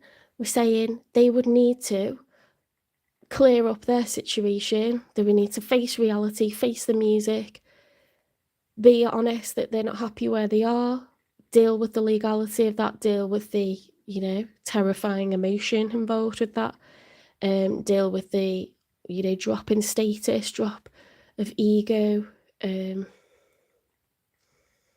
They would have to really come to terms with what it's going to mean. That their children may not want to speak to them if there's children involved. Eventually they might do, but there's no guarantee. And it's not going to feel nice at all for a long time. So people have to reconcile with a lot before they can make themselves available to you, and it will hurt them in a secondary way to hurt the people they love the most, okay? Because everyone was relying on them to be a kind of way forever, and they've got to reconcile that they're no longer going to be that hero of the family or whatever. It's very, very difficult, guys, because it's people just trying to live authentically instead of living a lie. But it's easier said than done, isn't it? Half the world's living a lie. Because sometimes that's easier. Let's get an angel number, and then I'm going to get a message from a lost loved one, okay? Someone that's passed on that you're thinking about this Christmas, this new year. It's up to you, 1010. Moderation, patience, flow, clarity, joy, movement, self-realization, taking action, unconditional love. It's time to put those long-cherished ideas into action.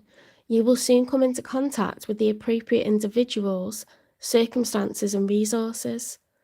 Eventually, you will experience joy as well as brand new opportunities. Trust in the process. 333, support, growth, creativity, joy, community, vision, and talents.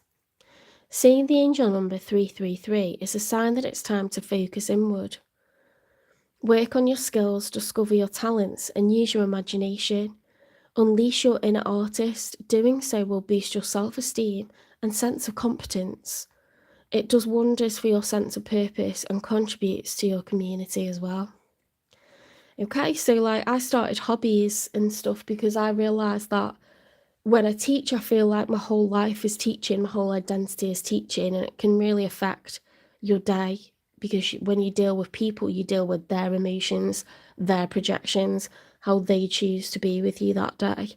It's hard, okay? It's like being in retail and you're doing customer service and people just project their shit onto you. It's hard work, you know what I mean? You give so much so that it really resets me when I go off to do my hobby on a Monday evening.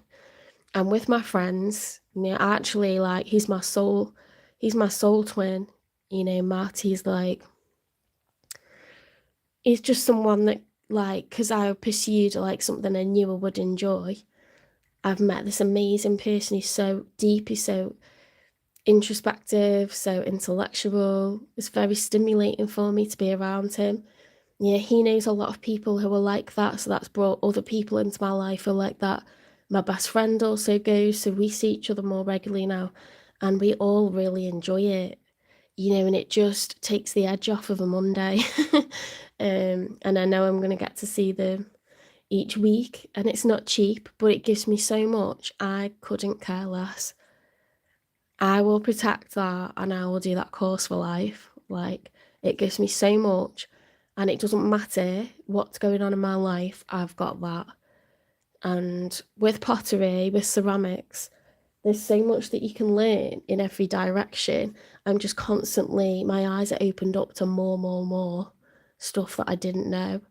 So I'm constantly learning and mastering new skills, and you know, you got to give yourself like something other than love and work, because life's so flat with those two things and they're very changeable. Give yourself some constancy with passions, with hobbies. It's very important. 0550, the eye candy, intuition, inspired action, beauty, art, socializing, flow, potential, and romance. Get some fresh air or call some of your pals over. Take a look around you. There is so much natural beauty waiting to be discovered. Either you will soon become involved in an exciting new project, or you will go out on a date. Put your charisma to use everywhere. Spread your charm around. Okay, so you are the eye candy. You know, the eye candy is nature, but you are depriving other people of your company if you're sitting inside dwelling on all of this, you know, stuff that's blown up. You're depriving people of your charm, your wit, your enthusiasm, your joie de vivre. So don't hide away and sort of be miserable, get yourself out there. Okay, so you're welcome to click off now, but I'm going to pull a message from someone who's no longer with you that wants to give you a message. So this is for any of my Scorpios. Someone that's passed away, someone that's died, they're no longer here in body.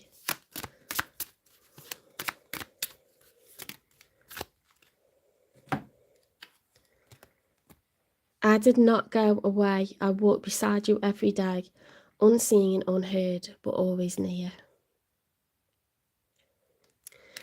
Okay, so I hope you liked this reading. I hope it resonated. Please give it a like, share, subscribe, follow, repost, support the channel, hype the channel. Now we'll see you in the next one. If you wish to donate to the channel and support the channel like that, there's a link in the channel description on YouTube.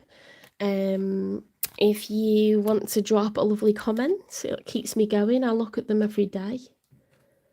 If you want a private reading, they're £18.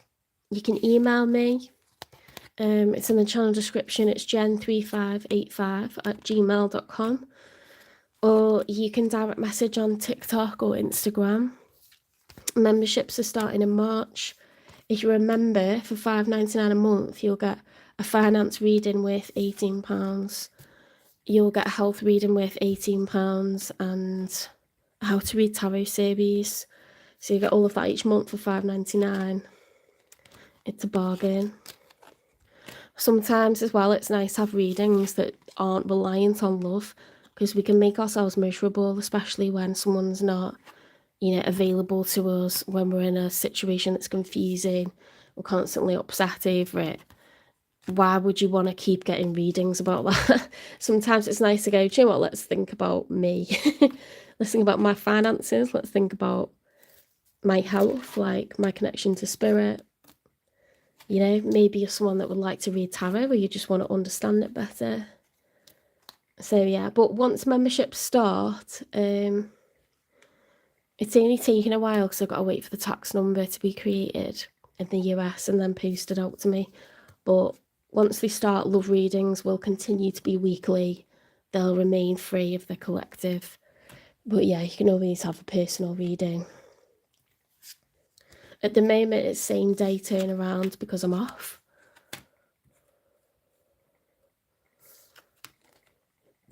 Which not a lot of channels can promise that because they're bigger.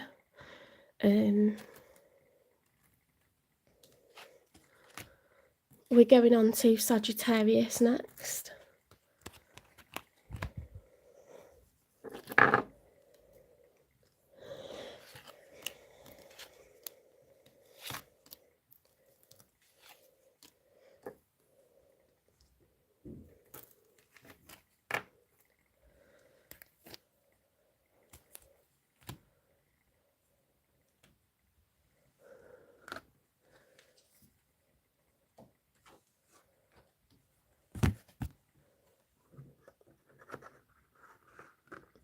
How's everyone spending the New Year's Eve? Are you doing anything?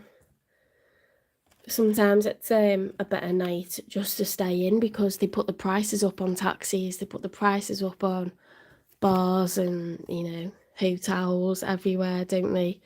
And then because no one goes because they know it's a rip-off, it's empty when you get inside. So, I tell you what I won't be doing. I won't be watching Sophie Ellis-Bextor bring in the new year because that was embarrassing on BBC. That was so bad. I don't know why the BBC didn't give her, backing dancers or, any kind of money for production. It was just embarrassing. It went on and on and on. It's just her kicking her legs up. It was just weird for, an hour and a half. I think we watched a comedian beforehand and we just laughed for, hours. So that was the best bit of last New Year's. And then, yeah, it's just rubbish. Going between BBC and Jules Holland. It's, cringe, isn't it? It's no. With Netflix and Amazon Prime and everything else that we've got, we don't need to sit and put up with that. We don't need to put up with it.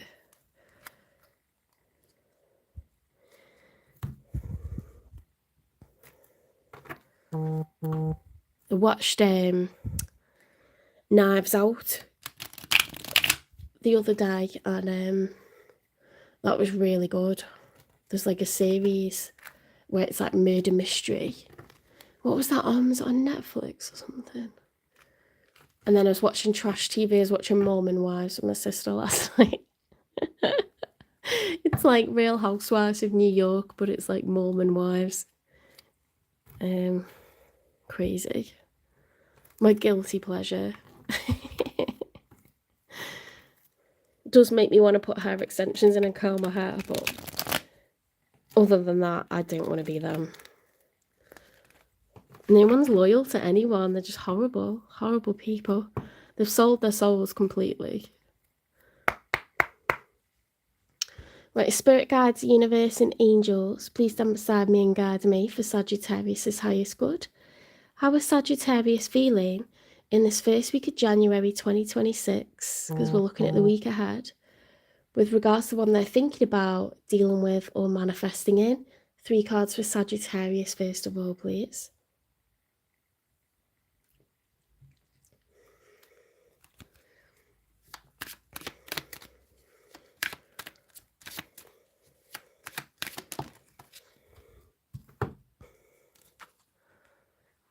Page of Wands in the challenge position, but we've also got, what's that? The 5 of Wands in the challenge position. Whoa. That's a lot of fire, and it's a lot of, there's like a lot of determination, a lot of anger. See, the Page of Wands is about a brand new chapter with someone new, a path that you've never walked before. That's the challenge. The 5 of Wands is internal conflict and external conflict. So I don't know if you're having arguments in your household, with family, with a partner, with children, parents, siblings, I don't know. But there's a lot of, it could be an inner battle that you're experiencing where you've got mixed emotions about having to move on. You know, because when we choose a new adventure, it's exciting, but if it's not our choice, then we're kind of resentful of it. So maybe it wasn't something that was your choice. Or maybe this new adventure has not turned out to be as exciting as what you hoped it would be, and someone's screwed you over. Let's see what else comes out.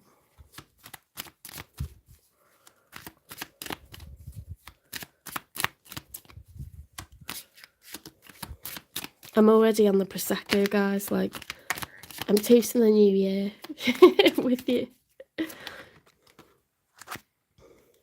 10 of Cups reverse. So, yeah. This, when it's upright, the 10 of Cups is a family dynamic. So everyone in your household, you know, husband, wife, children, you know, fiance or boyfriend or girlfriend, children, tends to suggest family, okay? So kids being involved. You may live with parents, but in this household, there's disunity, there's disharmony because it's reversed. People's cups are not full, they're not happy. Okay, so there is division, there's disunity, and perhaps it's not your choice, but it's happened. It's forcing you down, you know, a path that you weren't ready for, you weren't expecting, you never thought you'd find yourself at.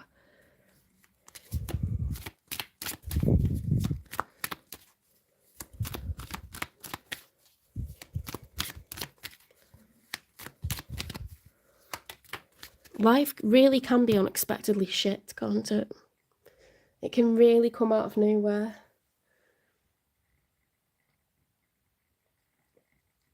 I find that as a female, especially because I do think men internalise and they wait till they come to terms with something before they let you know.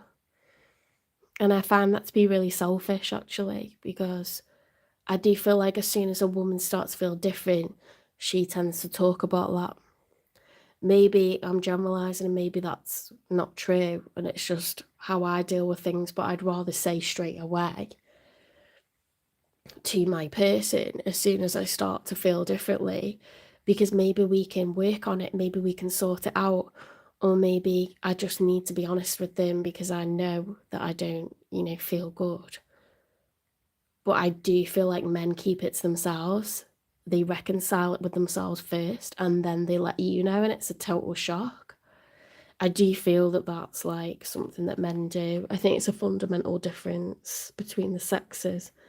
The full reverse, you don't want a new start. You don't want like this chapter to end. You're not excited for the future. You're not excited for like 2026 and what new love might come in. You don't want to know.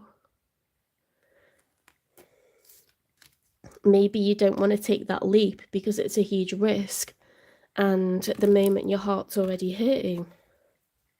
Or you've got this sense that people are fundamentally shitty because this situation that was happily ever after is no longer happily ever after. So why would you believe in happily ever after, right? Sometimes you just think, well, the dream is bollocks then, isn't it? Like, it's BS, all of it. The person that's showing up for you has the Page of Cups in the challenge position. So it's someone who's contemplating apologising. Okay, the Page of Cups offers emotions, a cup of expression of, you know, I'm sorry, or some sort of other feeling or emotion. This is someone that refuses to apologise. Okay, the challenge is like, will I say sorry, won't I say sorry?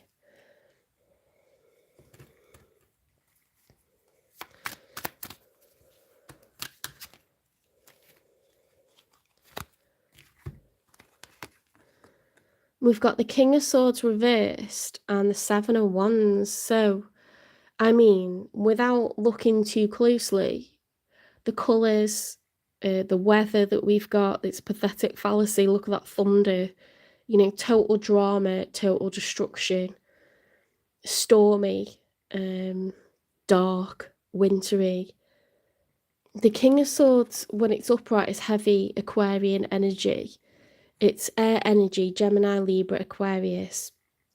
The King is masculine energy. We've all got masculine and feminine energy in us, but we lean one way or the other in any given moment. Okay, so if I need to boss up and take care of the household, then I'm in a more masculine energy, and I think I should have the overall say over what goes on within my household. You know, especially if you're a single parent, you're moving into a more masculine energy, like leadership, like a more feminine energy. If you're, a single parent who's male, maybe you've had to learn to be really nurturing and soft-sided to give your children advice, to explain how they should care for themselves, to, you know, pick them up when they're down. Like, you have to nurture them. So you've like had to move into a more feminine energy. We've all got the capability of both. Okay, but we lean in a particular direction for whatever occasion, you know, when it's necessary. Now, when the King of Swords is upright, it's someone who is about truth, facts, logic, research, communication. They're a really good speaker. They can think on their feet and know just what to say in the moment. They're quite a wordsmith, you know, silver-tongued. They're able to leave quite the impression on communities, groups of people. When it's reversed, it's someone who could be quite manipulative, though, because they could use those skills to their advantage. They could use them against us. They may lie. They may cheat. They may deceive. They may block us. If you think about communication, you know, like the reverse of that is to block someone or to use words very harshly against us. You know, when swords are wielded in the wrong way, they do a lot of damage. So we've got the King of Swords reversed, so they're in quite a negative version of themselves right now, using those skills against us. And then 7 is like a competitive energy, like it's fire and air. So this is very ferocious, very stormy, very determined to have the high ground, determined to win, determined to have the advantage over everyone else. You need to keep everyone else down. Why would we want someone to compete with us? Competition, strategy, manipulation is like what's going on here. This refusal to say sorry. Why do you need to think twice about apologising? You're either sorry or you're not.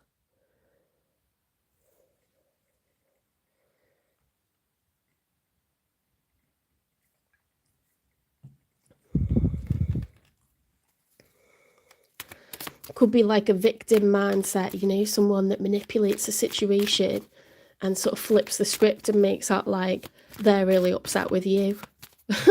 Or they just disappear and don't talk to you, so that you end up like going, do you know what, I really miss you, let's just move past this.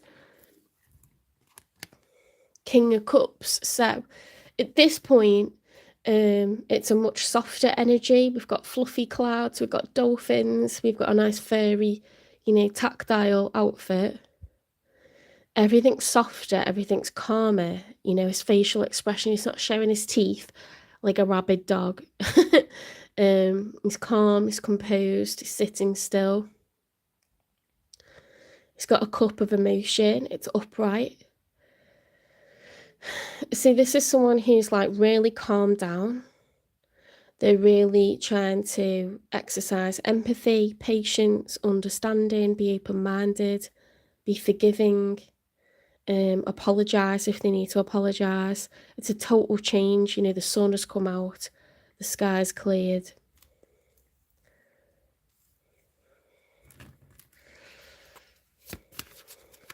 It's very tumultuous because on your side we've got all this fire and ferocity and being forced into, you know, like a new pathway and really resentful of that. And this person just like, you know, not talking to us or saying nasty things and refusing to apologise. Like, it's all tempestuous and angry and, you know, maybe harsh words are getting spoken. Gauntlets being thrown down, and then it all calms down. And in the outcome, we've got the Page of Swords upright with the Ace of Cups upright. So again, it's calm. We've got observation, watching, waiting. This person is looking over the horizon, they're on guard. They're trying to get the heads up so that they can warn people in the fort behind the, you know, behind the walls, the city walls, like this is what's coming. And then we've got this like still water, we've got lilies floating, we've got like a calm sky, a cup of emotion. It's the Ace of Cups. It's a huge cup of love. So it's either like self-care or love for another person.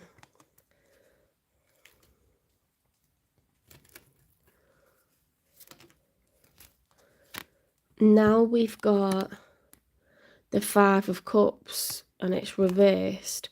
See, the Five of Cups when it's upright is grief, sadness, loss, regret. Okay, so I feel like there was a lot of bitter arguments in a family dynamic.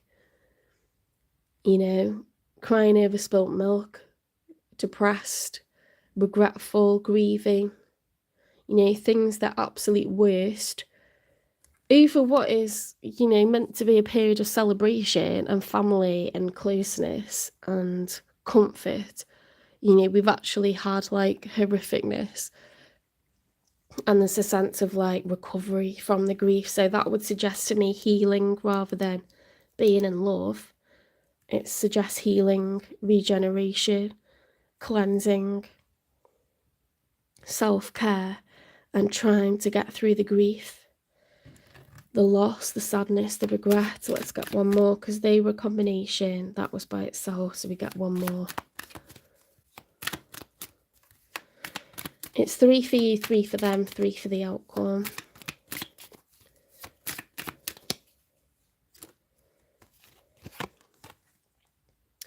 King of Pentacles reverse, feeling less than generous. Money could be a problem. King of Pentacles when it's upright is earth energy, Taurus, Virgo, Capricorn. It's someone who's trying to think about the greater good, the finances, the overall budget for the household, long-term goals.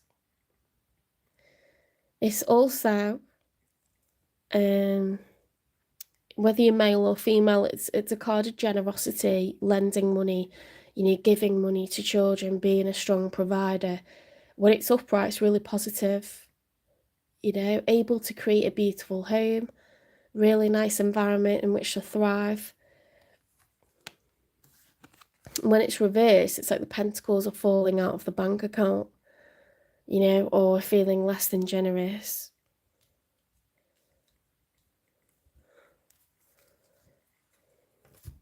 Let's get a message from this person. So they could be an Aquarius, but they could be any sign. They could be an air sign, they could be an earth sign.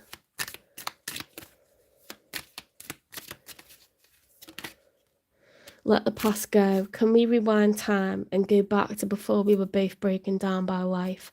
Our past hold us back from our future. They want it to be water under the bridge. They don't want to be arguing. They don't want to be in conflict anymore. You know, that can't stay like that forever. It's exhausting. It's draining. Yeah, it ruins everything that was achieved together. It's time to let bygones be bygones. It's time to try to heal, to make sense of like some kind of new routines going forward, whether that's together or apart.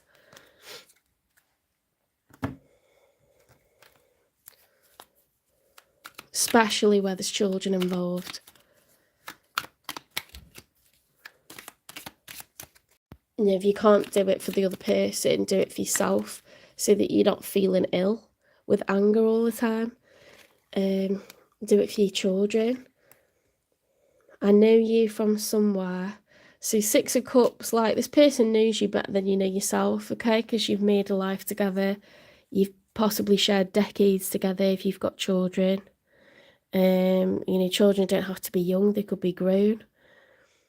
But, you know, this is definitely someone from the past. Someone who you've had a family with, children with. And they know you better than you know yourself. And you know them better than they know themselves. Okay, so you're able to hurt each other in the worst way possible, but you also kind of know what each other needs to kind of move on from this. You both need to heal, you both need to let this go. Move into other emotions out of anger, out of division and clashing, because it makes you ill. It fills your brain with cortisol and you can't think straight. You know, you feel exhausted and nervous all the time.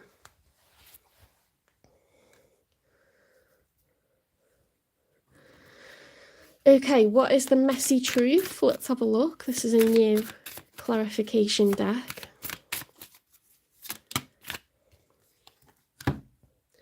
Only when convenient, used for attention, emotional utility, no depth.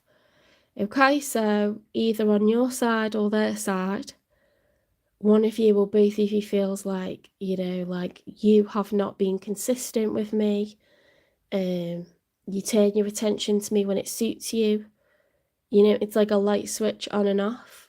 It's like a spotlight, you know, like when the spotlight's on me, yes, I get attention from you, but it's just like, it's always conditional, it's always like temporary. I'm just topping up my Prosecco.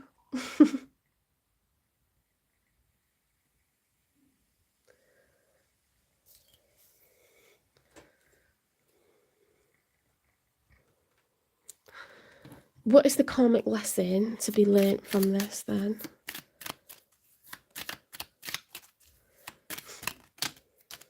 Okay, there's a lot of lessons to be learnt from this.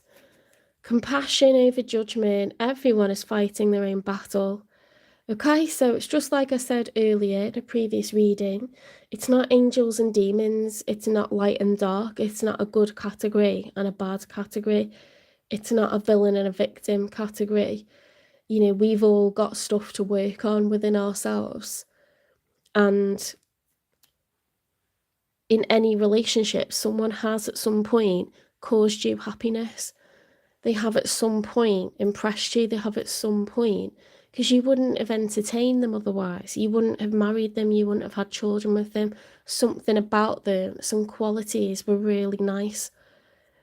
Okay, so they've done stuff that's unhealthy, but we've all got parts of each other that are not great. They're limitations and strengths.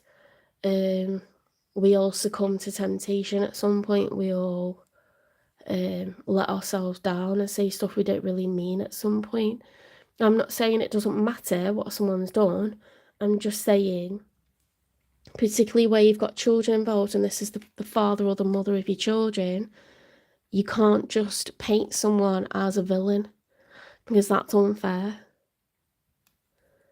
Forgiveness. Free yourself by releasing resentment. Let it go. You know, because if you're angry all the time and you're saying nasty things about the other one all the time, the kids are going to look at you like side eyes, like, stop talking about my dad like that, stop talking about my mum like that. If you're respectful, then they notice that the other person does something right or wrong. They can make their own judgment on that. But you'll come off the better person, okay? So be the bigger person.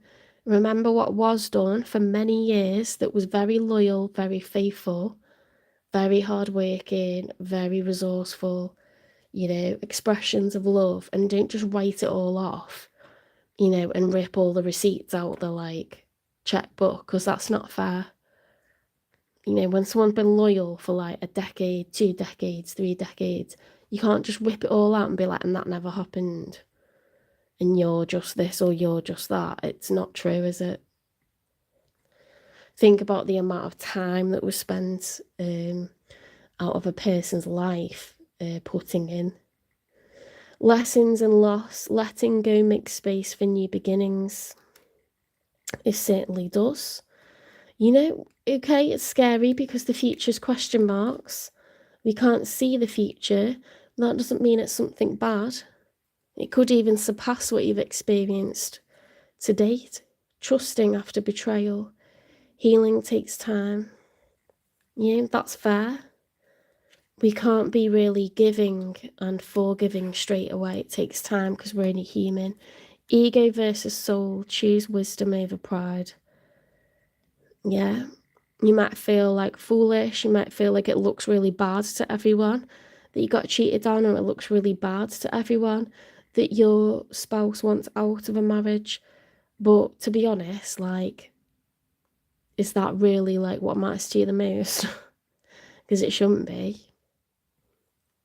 Living authentically happy should be the thing that matters the most, not what people will think. Lessons in love. Relationships reflect what we need to heal. Okay, a lot of people around the world are marrying right now because they think it's what their parents think is right, or because they think their religion doesn't allow marriage outside of wedlock, pregnancy outside of wedlock, or, you know, living together outside of wedlock, or, you know, it's like they feel like by a certain age they want to be married, and then they'll find out the person they've married is just like someone they're about to outgrow really, really quickly. Trusting after betrayal. Healing takes time. Yeah, you could have trust issues after this. You're only human. Give yourself, you know, a bit of a break. Let people prove themselves. If they do wrong, that's on them. It's nothing to do with you. Lessons in faith. Trusting even when you can't see. Have faith that there's a plan. There's a reason why all this happened. You know, maybe this was all part of the journey. You can't just say to yourself, because I got married, that's the end of my story. Because I got a house, that's the end of my story. Because I had children, that's the end of my story. I don't need to learn anything anymore. I know everything. That's bollocks. You know, on The Real Housewives and Mormons, they're laughing at each other going, we all got married before our brains had developed. Because they're like early 20s.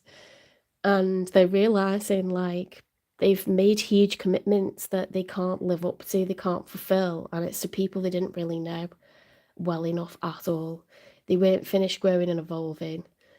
No, their person's let them down. It's basically they've married their first boyfriend, and it's a huge mistake. They've had kids with them.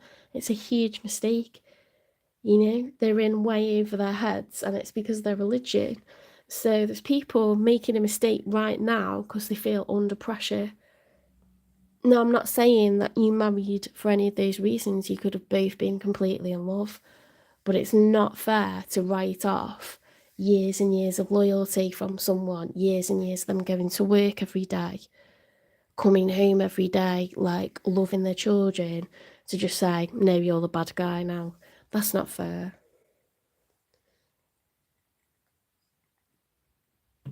Maybe look at it a different way, reframe it. And if you need to find a way to get past it, just go, do you know what? For years you kept our children safe. For years you turned up. For years, you know, you never raised a hand to them. You never put them down. You always made them laugh. You did this, you did that. You know, you collected them from somewhere when the car broke down. Think about all the times that person has shown up and what else you could have ended up with, some kind of nightmare, you know. Try to reframe it and it'll help you to get past it. You know, let it go, because you're making yourself unwell and it's hurting everyone that has to be around it. It is what it is. It's happened. How are you going to come back from this now? Because that's the lesson.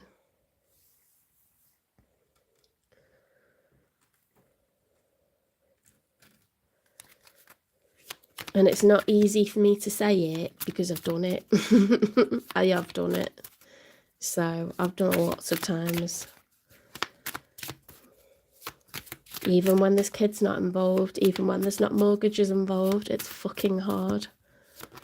You know? Some people never get over it. I'm so sorry for people that have like such a tragic reaction to separation and divorce, because I know some people just don't get over it. They can't get past it, but we have to try because there's a lot of life left. The divine fruit. As I work to improve and free myself, I strengthen my foundations. My intellect is light, my heart is warmth, and my soul is strength. I am nurtured by the divine sun. The fruit I bear reflects my inner light. Yeah, see, this is like the making of you. This is where you find out who you really are. Sagittarius, you know, you're the adventurer. You are the archer. Create new goals and go for them. Let go of the past. How you come back from this, people are going to talk about that. People are going to reflect on that. People are going to be impressed by that. And more people that you know are going to find themselves in a very similar situation. Trust and believe, because that's the law of averages. I'm not saying that I know that's going to happen to people. I'm not saying I want that to happen to anyone, but it just will happen. You know, I know people in their 70s who are now divorcing.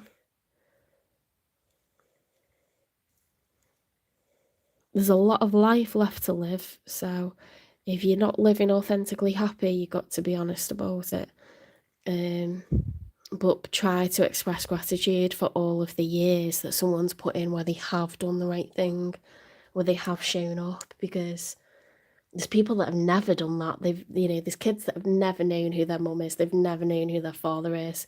They grew up in care. If you've got an ex-spouse that was there and present for your children, you can't kind of dishonour that and act like they were never there when they were.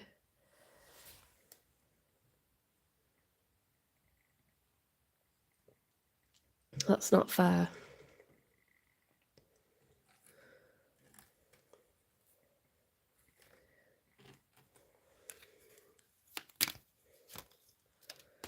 I am courageous and I am capable of facing my fears.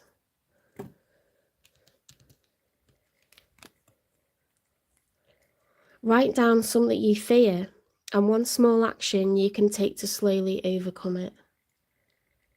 Okay, so that could be like moving house. It could be looking for a new job, starting to date again. You know, letting your children go and see your partner. I don't know what it is, okay? Like starting a new hobby, doing something other than work, the house, children. Do something you fear. One small action you can take to slowly overcome it, okay? Sometimes it's walking into a gym. You know, people find that walk intimidating. And to all the people that go to the gym all the time, they'll be like, what? It's nothing. But to other people, that's like really intimidating because they feel like all eyes are on them. People are assessing them. They're like, you know what I mean?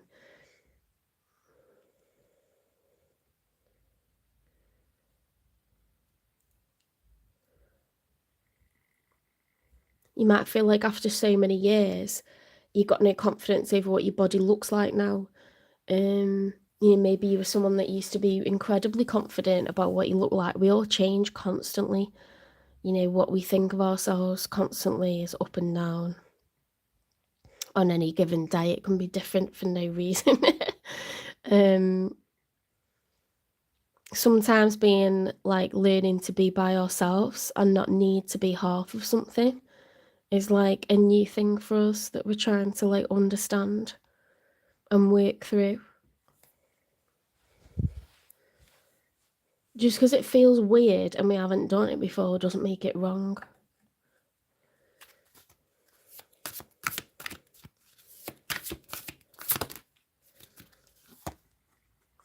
There is light holding me even when I can't see it.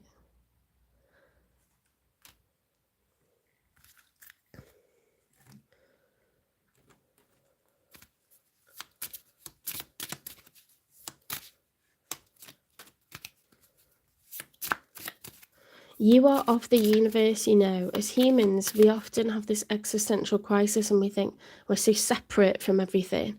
We're not. You're part of the animal kingdom. You are part of sacred geometry. Patterns repeat themselves and you are one part of that pattern. Money flows around it. Love flows around it. It comes and it goes, okay? It's constant. So you're never ever to tell yourself that you're always going to be alone. You're never ever to tell yourself that you're always going to be without money. No, money goes and money comes again. Love goes and it comes again. Okay, you think of the infinity sign because that's what it's like.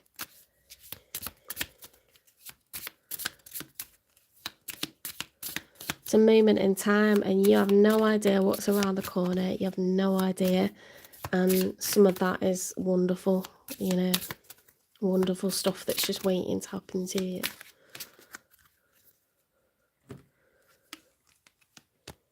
Imagine you're a bird. Close your eyes. Imagine you have wings and the ability to fly. A bird, if you will. Take to your wings and fly off. See your situation from above. The same situation you just left. Let the wind under your wings soar freely across the sky. Feel the freedom and the wind and pay attention to all the feelings that you might have. Do this for 5 to 10 minutes. Stress creates anxiety, which narrows your point of view. Things seem like slush stuffed in a small box, giving your mind air, freedom, looseness, and a new perspective. The mind and body get some rest, and you might get new ideas and perspectives. You know what? I find like that happens when you go on a little holiday or a break away.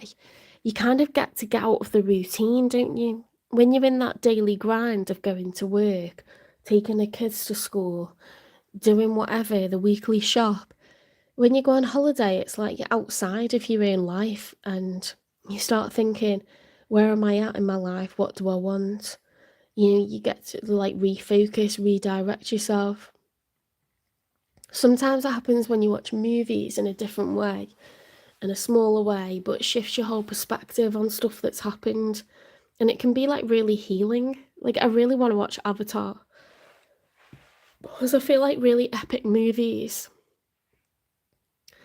they have like such good lessons in them. Like, your whole perspective shifts and you see things from a different angle, or you feel more optimistic, or you feel like you've had a good cry and it's cathartic.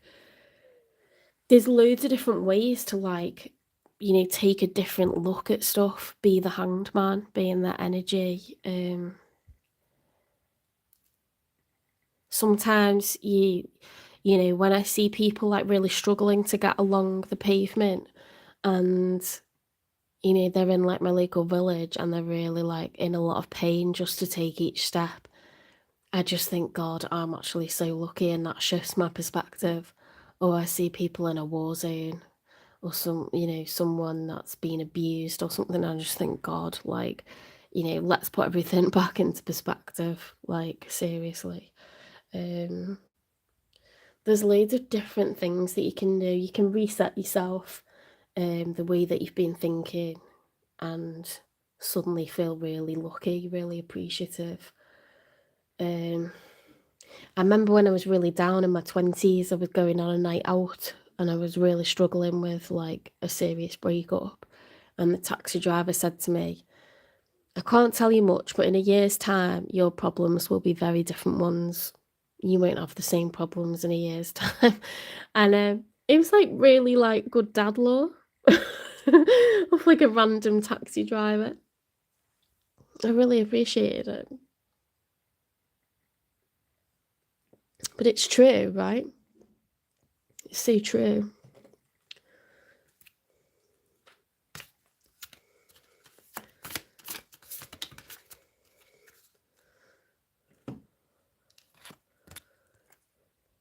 When you hold on to the past, it stops you from living in the present.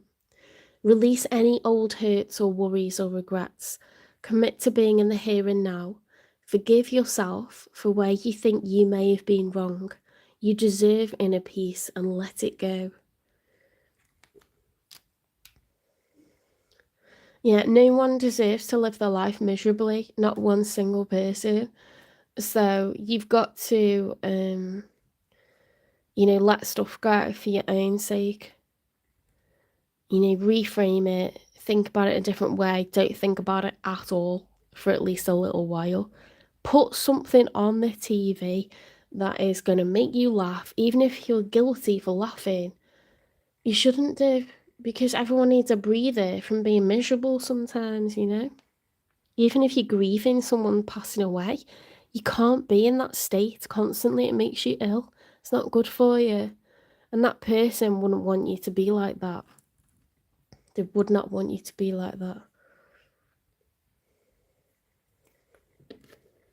Right, I'm going to get you a chakra whisper, an angel number, and then a message from someone who's a lost loved one. So if you're not interested in that, you can click off in a moment after the angel number. But I'm just letting you know, because I know some people might not be able to cope right now, but they're very positive messages. There's nothing unpleasant in there. It's just if you're wondering about someone this Christmas and New Year, I thought it might be a nice thing to add on. My desires are sacred and valid. Okay, you're allowed to be creative, you're allowed to be enthusiastic, you're allowed to start thinking forwards. You're allowed to be resentful of what you didn't have for so long. If you can't get over someone, make a list of all the stuff that really irked you about them. You write down the stuff that you liked, because that's easier to start off with, but then write down all the stuff that really pissed you off. You don't even have to write it down, you just have to think about it. You visualize a list of things that like you really didn't like about them. It balances it out a bit more instead of catastrophizing and going, I can't live without that person and no one compares to them. And, you know, I just need them. No, you don't. No, you don't. You're allowed to fancy someone else, even if you're sad about someone. You're allowed to, like, you know, be that part of yourself that's sexual, that's sacral.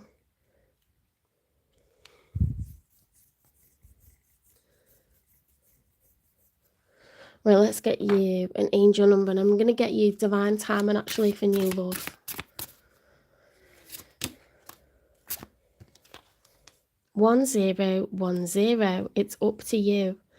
Moderation, patience, flow, clarity, joy, movement, self-realization, taking action, unconditional love. It's time to put those long-cherished ideas into action. You will soon come into contact with the appropriate individuals, circumstances, and resources. Eventually, you will experience joy as well as brand new opportunities. Trust in the process. Right, so Spirit, when will Sagittarius meet someone new? If they're interested, when will they meet someone new? Sometimes you're not ready yet, and it seems like you might not be, but we'll do it anyway, just to see. Create space for it to happen sooner. So you are in a period of healing, okay?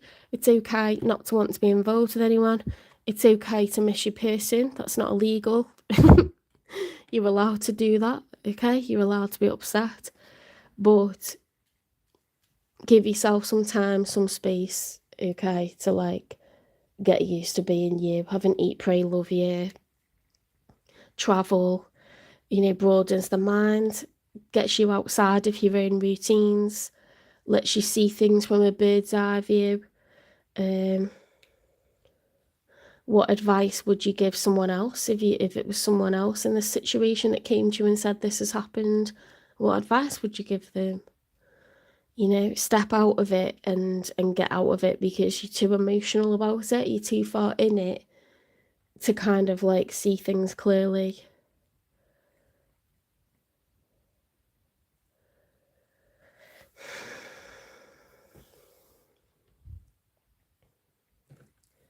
Okay, so if you are wondering about a lost loved one, someone that's passed on, someone that's no longer with us in body, because they died, because they're not here, this is a message from them for any Sagittarians.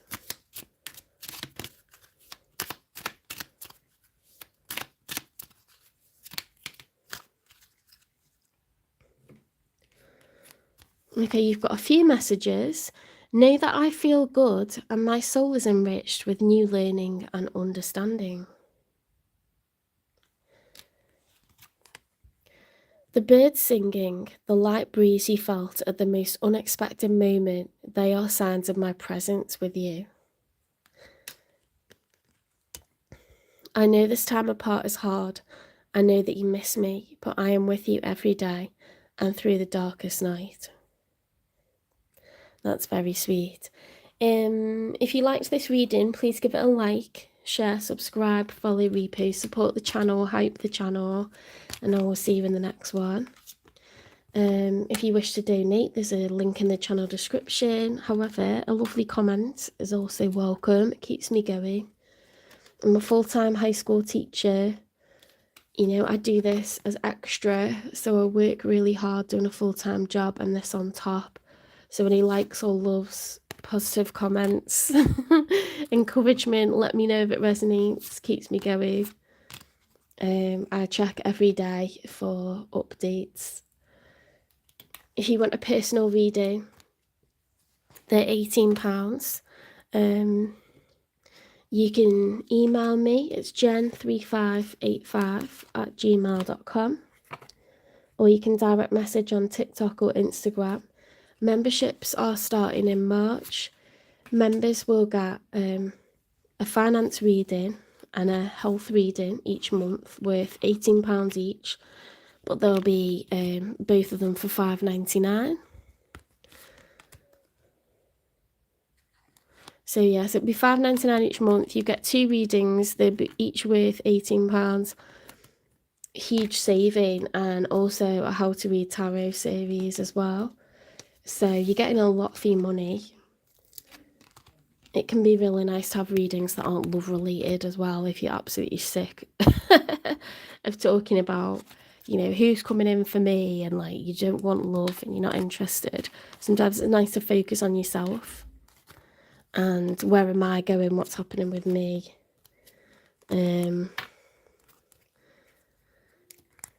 Love readings will remain completely free, the collective ones. Yeah, if you want a personal one, you've got to pay for it. Don't have me work for free.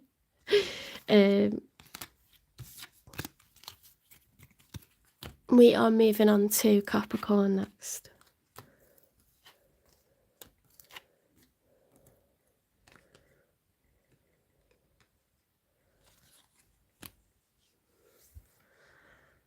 Hi Sonia, hi Tuxedo Cat.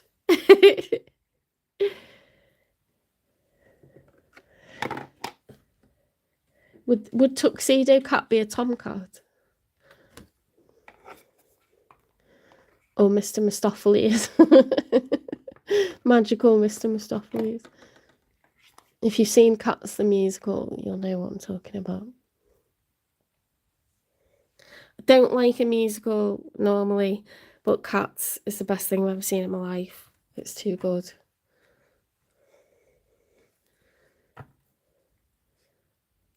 We've all known a Grisabella. And a rum tum tugger. Ooh.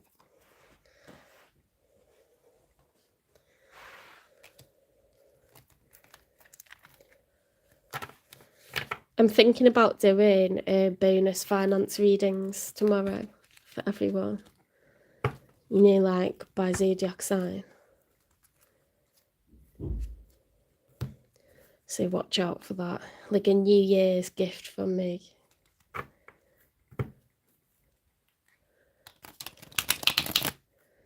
I've bought a lot of finance tarot decks and oracle decks. Say finance because not everyone has a career still. Some people are retired. Some people are in education. So I do business, education, finance.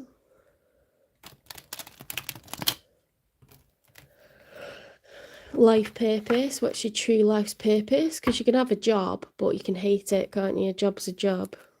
When it's a passion that you're getting paid for, it's very different.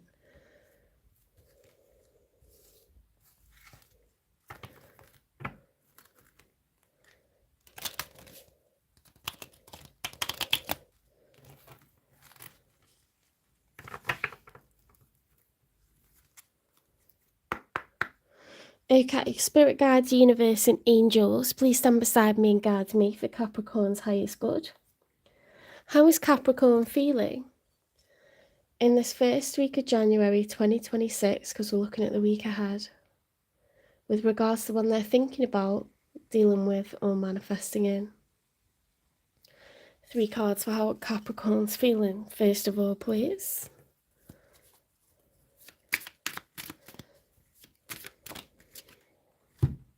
Right, in the challenge position, we've got the 9 of Swords. Okay, so when the 9 of Swords is upright, that's a lot of anxiety, a lot of fear, a lot of pain, sadness. You know, like they've got swords all through their back, and one through the heart. Oof. And then there's more besides. You know, that is like, I can't take this anymore. It's a lot of staying awake at night, like ruminating on stuff, worrying about stuff. When it's reversed, we're dropping those worries. We're not worrying anymore. You know, it's a choice to like stop doing that. This is the challenge. Like, how do I stop agonizing over X, Y, or Z? So we'll get a couple more cards to see what that's about. Sometimes, you know, we're stressed out over a particular person. Sometimes we just don't know why we're still single. You know, we don't know why we're not meeting anyone. Or we don't know why relationships become so effing hard.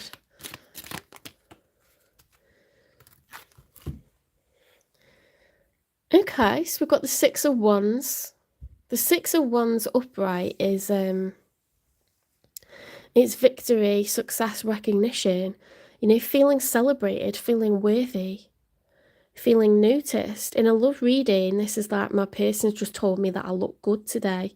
My person's just told me I look sexy, I look beautiful, I look handsome, you know. They really like my new haircut, they really like my new aftershave, like, you know, I've got tight buns or something like that. It's feeling good, it's feeling worthy, feeling noticed, feeling seen. It's not like when someone makes you feel like wallpaper, you know. So something's perked you right up, in other words, Capricorn. You know, like when you post a selfie and then someone that you really fancy likes it. And you're like, yes, that's what I wanted. That's what I wanted to happen. It could be something like that. Could be something small. I don't know. Small things can have a big impact, can't they? Or you get a message from someone that you've been like not in contact with and you're like, shit, this is the best day ever. Like, Two of Pentacles. Okay, so that's the juggler. It's this eternal battle which is going to win out of two forces. It could be like different priorities that you've got to manage. You're trying to find a balance. You know, how much time, money and energy do I give to this person or to that person? I've got kids and a job, or my health and love, or I don't know, different priorities. My kids and my partner, you know, like how do I manage? Is this eternal juggle? In the traditional Rider-Waite tarot deck, there's two ships. One is large and slow, but it has heavy firepower. The other one is small and quick, but it has low firepower. So it's like this, like which one's going to win? I don't know. Some people say, oh, it's a choice that has to be made, but I just think it's trying to manage priorities.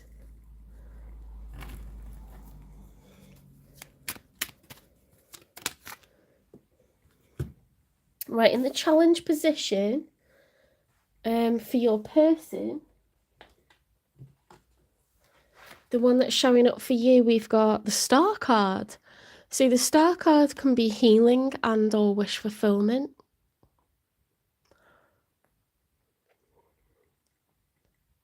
It's the major arcana for Aquarius.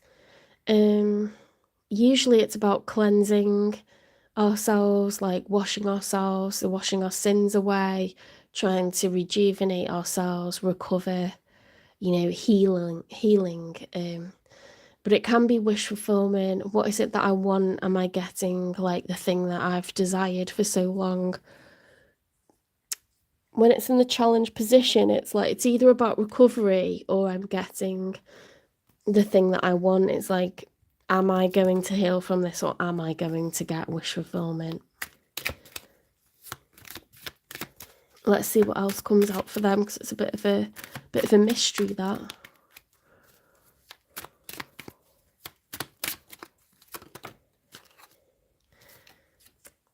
Oh wow, they've got the Magician. Yeah, they're trying to manifest their happily ever after, and now they've got all the tools to succeed.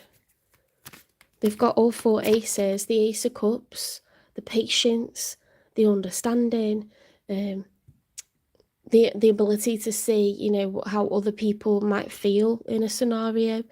They've got the Ace of Wands, the drive, the passion, the enthusiasm, the energy level.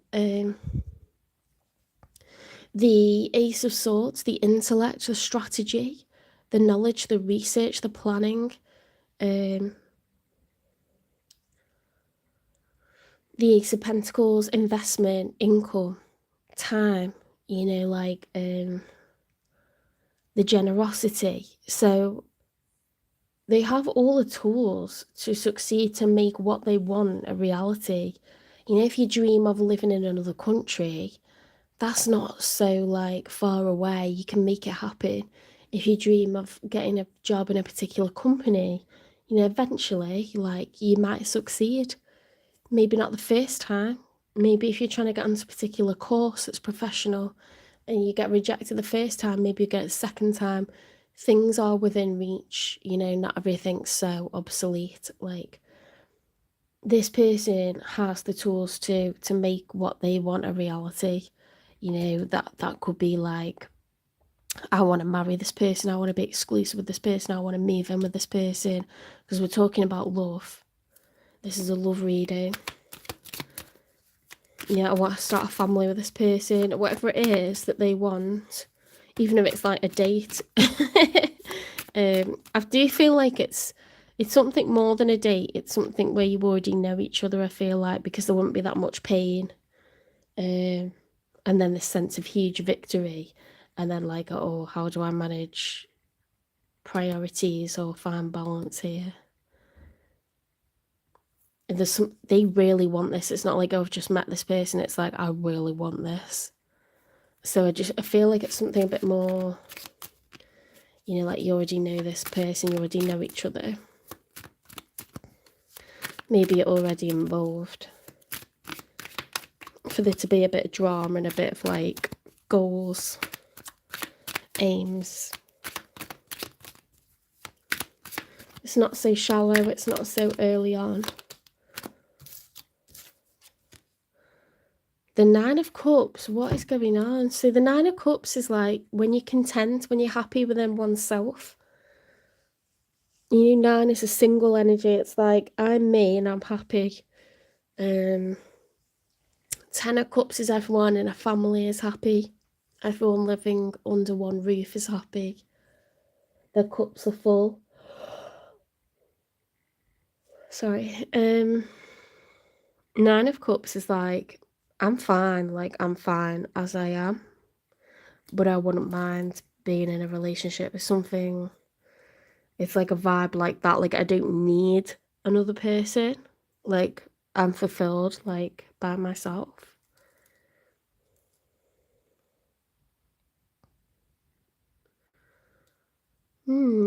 Strange. Let's get 3 for the outcome. I can't quite work out the situation here. It feels like 2 very separate energies. 7 of Swords.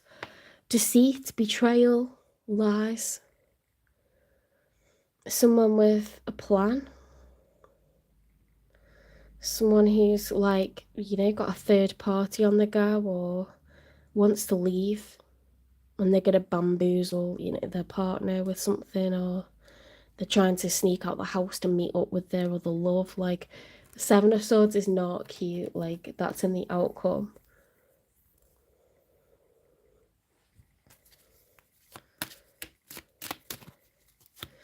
You've gone from like major anxiety and fear to recognition, victory, success, and then like some sort of like trying to find a balance or choice on something.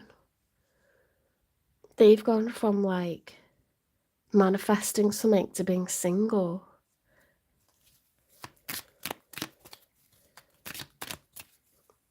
And then we've got deception.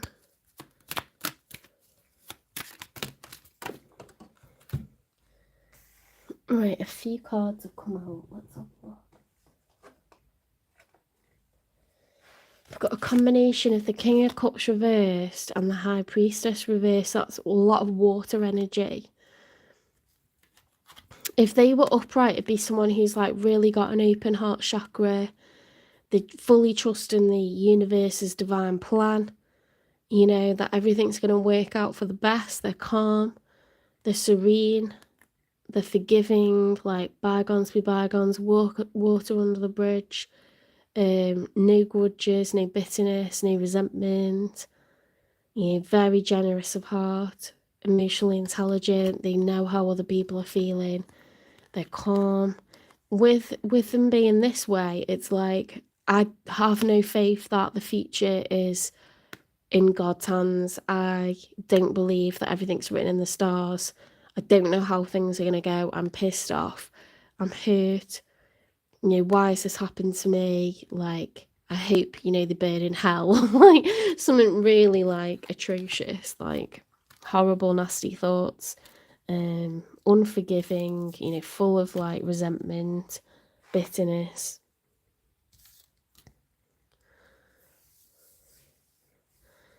Yeah, it's not a cute reading, this. It's not a romantic reading. It's messy. It's 2 people on very different wavelengths, I think.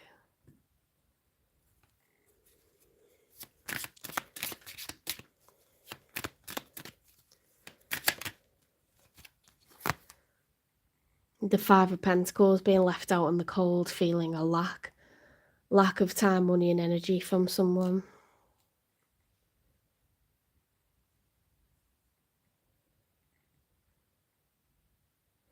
There's deceit, there's deception.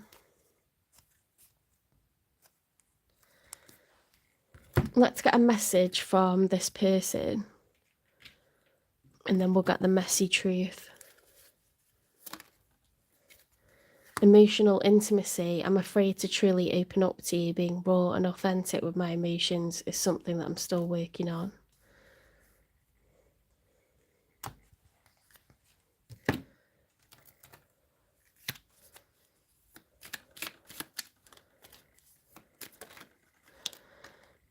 I left because you told me to.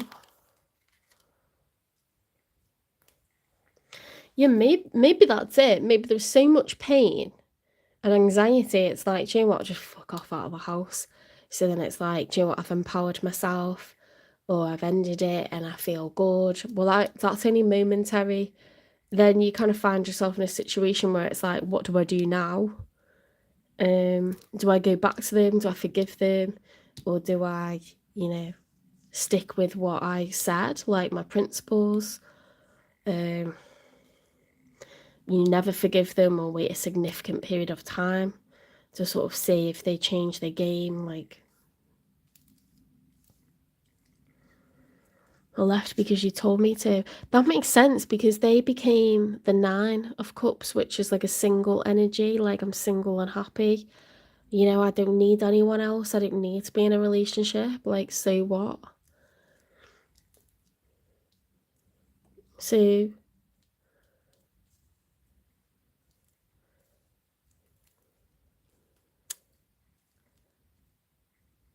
but someone's left feeling out in the cold, left not feeling good at all. You both look like you kind of. Do you see how that's like the magician, like he's celebrating? And you see how that's like the 6 of Wands, which is celebrating. You both look like on the outside you're pleased with the outcome, but then it's like it turns to a sense of lack, a sense of deception, a sense of no faith in like how the future's going to be. No like connection to spirit or the divine or like a belief system of any kind. It's like the hope is gone, the faith is gone, the trust is gone.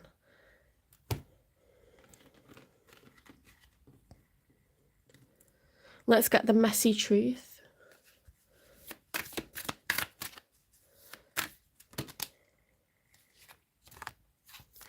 So we've got healed, not hooked, freedom, detachment and clarity, burned the bridge, final goodbye, unrepairable, no way back. I feel like that's what went down. I left because you told me to, like you chucked them out, you threw them out. They could have like a front on, like, wow, good riddance to bad rubbish or whatever. And then they're like sat there like that feeling sorry for themselves. You'll know the situation that you're in, but there's a lot of resentment, bitterness, a loss of faith. Why would this happen for a reason? Like, what is the reason for all this?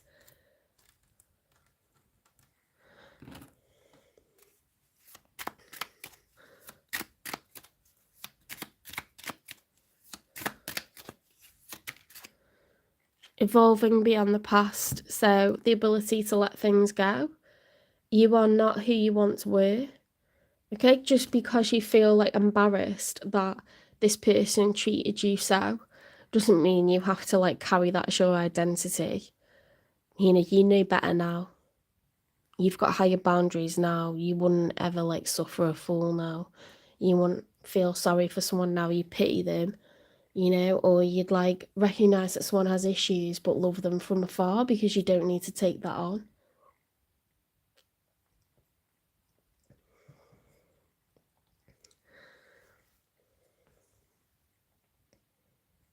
Let's get you some general advice.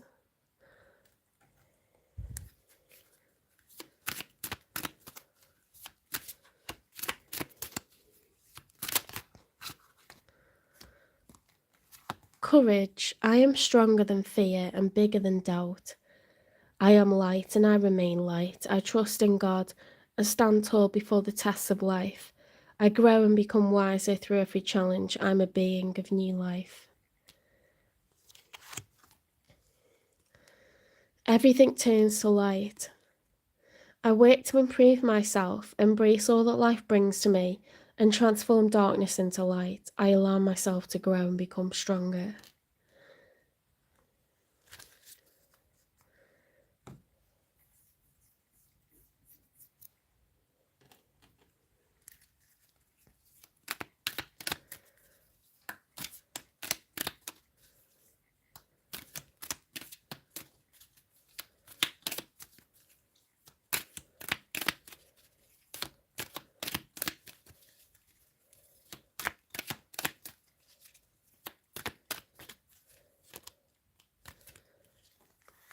I give myself permission to grow and evolve.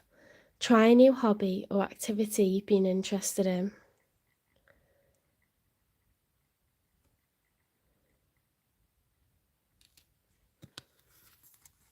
I love myself more each day. Start a gratitude journal focusing on self-appreciation. I am gentle with myself and recognise my beauty. Write down 3 things that make you unique. My self-care is my pathway to self-love. Schedule a me-time session doing something you love this week. You don't always have to be practical or useful or productive. Okay, you are the goat. You are like capable of getting to places that are more unforgiving, more challenging than anyone else. Okay, you get halfway up a dam, or you get like to the top of a mountain or the side of a cliff, places where people wouldn't dare to go. Okay, you are the goat, but you are not just what you can achieve.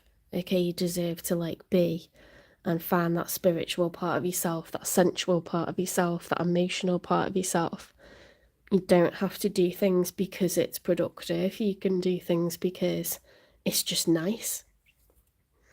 It's nice to have a project. It's nice to have a passion. It's nice to waste time sometimes, you know?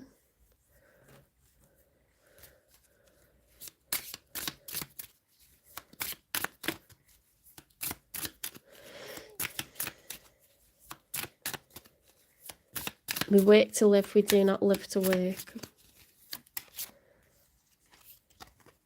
Look around you. The next time you're at leisure, like queuing at the supermarket or waiting for the bus or your lunch, look around you like you were doing it for the first time. Be curious about your surroundings and other people instead of taking out your phone and diving into the internet.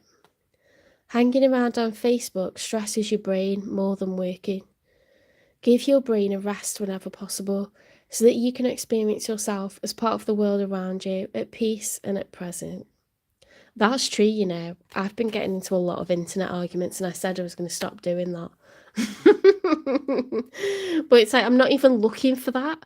It's like I go onto Facebook because it'll tell me I've got a notification. But then it'll show me stuff that like really triggers me. And it's like I like the bit where it shows me what other people are up to that I actually care about. Or I like being able to post things that are going on with me. But I don't want the other crap. I don't want like the stuff that's like the news or like stuff that's being posted. It's most of the news pisses me off. If I could actually delete that from my feed, I wouldn't get angry and I wouldn't get lost in arguments with people, because I think the way people comment is so insulting, so offensive, so close-minded that I feel like I have to pipe up and say something back to them to create justice, because I'm a Libra moon. And it's like, someone said to me, you know, they're never going to see your point of view. So you're kind of like making yourself ill trying to talk to someone. You can talk to your blue in the face, but they'll never see your point of view. So it's a waste of your own energy. It's using up hours of your day that you could be doing something else, you know, that's either helpful to others or just enjoyable for yourself. Don't stress yourself like that. But it's like every time I go on, it's just shite on there. It's utter shite, honestly. I don't want to turn it off though, because it's how I like keep track of my friends' birthdays, and like there's a lot of good stuff. It's like a photo album for me that I don't have to have a memory card or like pay for. You know, like it's so annoying how like when you store stuff on your phone, you've got to keep paying for the cloud or whatever.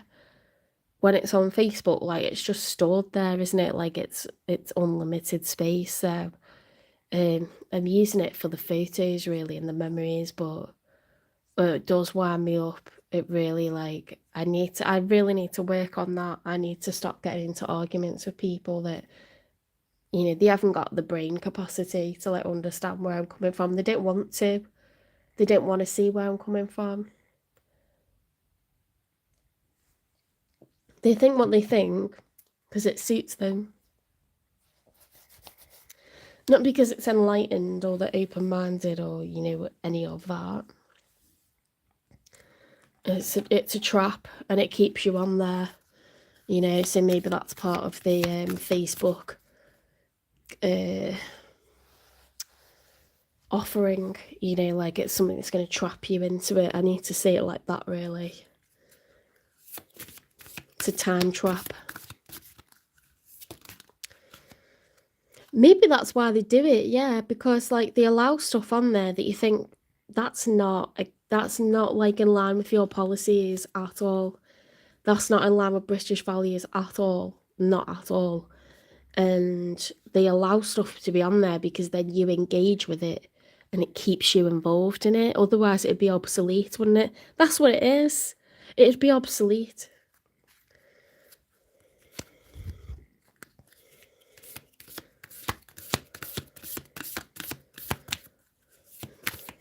Okay, advice for Capricorn. General life advice for Capricorn.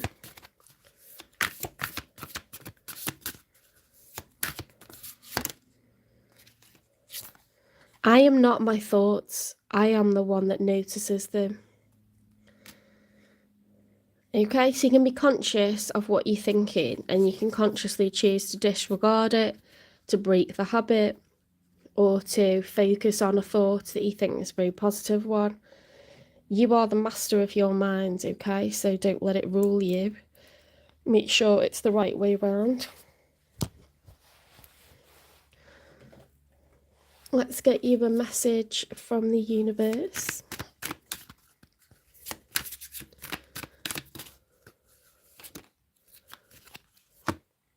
You're going to be celebrating something very soon. You'll be so full of joy and happiness, it will almost seem out of this world how suddenly it all happens for you. Be ready for it, expect it, it's happening. Ooh, I like that. Okay, what should we do? Should we get you a timing for new love? Wait, I didn't do this one. Sorry.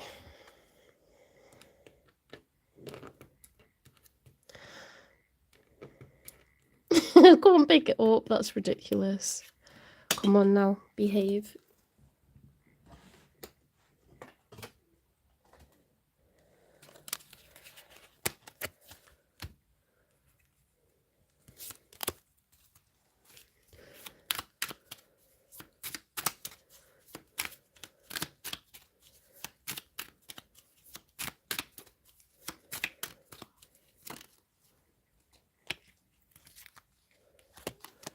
I am safe, I am rooted. Okay, so the root chakra. This is the base of the spine. You know, we feel safe when we feel like we have enough money. This is the issue in 2026. We're not necessarily worried about immediate danger. It's more like we're constantly thinking, have I got enough money? Have I got a roof over my head? Where's my next food coming from? My next bills? How are they getting paid? Have I got enough? We're like out of breath, like with that constant thought, aren't we? So it's difficult to relax, but the sense of security that we get, the stability that we get, it comes from sorting out finances, but also, you know, if you actually unclench, I know it's a bit personal, but your rectum, when you're shallow breathing, you're also clenching your rectum, so you need to like consciously release, okay, undo those muscles, allow them to relax, because you're telling yourself that you're in danger. That lizard part of your brain, that part of your brain that works off instincts, feels like you're about to get eaten by an alligator or something, so you need to calm down, physically like relax your body, and don't tell yourself that you're, you know, on edge, that you're in danger, that you're under threat, and you'll start to activate all the parts of your chakras. So like when your root chakra is sorted, then your sacral chakra awakens, and that cog's spinning, and it spins this one, and that activates that one, and so on. So you actually start to feel horny again. You need to feel creative again. You get better at problem solving. You feel like making love to your partner, you know, like you need to relax and calm down. And this makes you feel more sensual, more desire. You know, when people are stressed, they struggle to conceive. That's not for nothing. Okay, so read about the chakras. It's really interesting. But one activates the next, activates the next. So this is the most important one.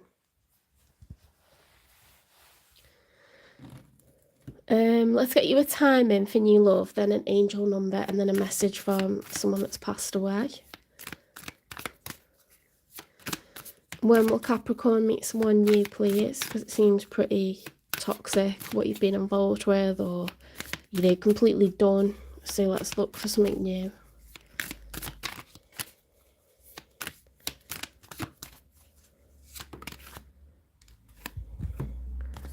Stop focusing on time frames. Work on yourself, okay?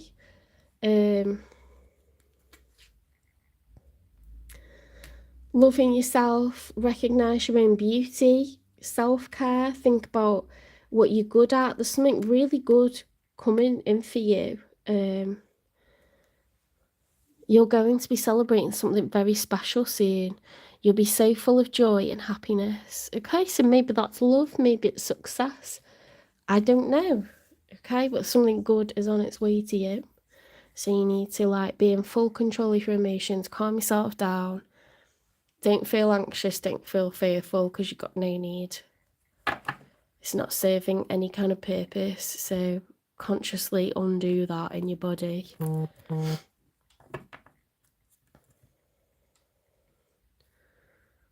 Don't worry about when love's going to happen. Trust that it will, okay? What did I say I was going to do next? Angel number.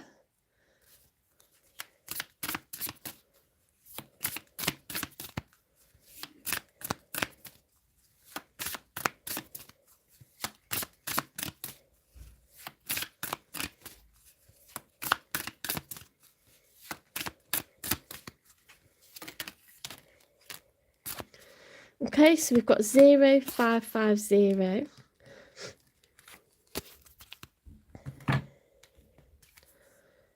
The eye candy. Intuition, inspired action, beauty, art, socializing, flow, potential, and romance. Get some fresh air or call some of your pals over. Take a look around you. There's so much natural beauty waiting to be discovered. Either you will soon become involved in an exciting new project, or you will go out on a date.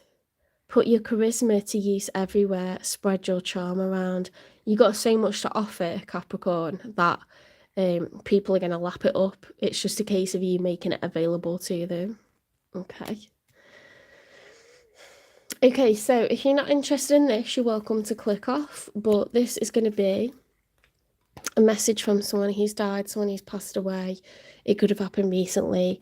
It could be, you know, years ago, decades ago. But Christmas and New Year, it's a time where we get very thoughtful, isn't it? And although some stuff makes us feel happy and upbeat, we can get really, really low because we know that that special someone isn't there anymore. So let's just see if there's any messages for Capricorn. You will hold me again. It is a matter of time. I just want you to be happy until then. Oh, God, that's really nice. I feel like crying. I'm not a Capricorn, but it's just cute. Please do not be unhappy just because I'm out of sight. Remember that I am with you every morning, noon, and night. That's really nice. Okay, take care. I hope you enjoyed this reading. Please give it a like, share, subscribe, follow, repost, support the channel, hype the channel. And I will see you in the next one. If you feel like donating, there's a link in the channel description.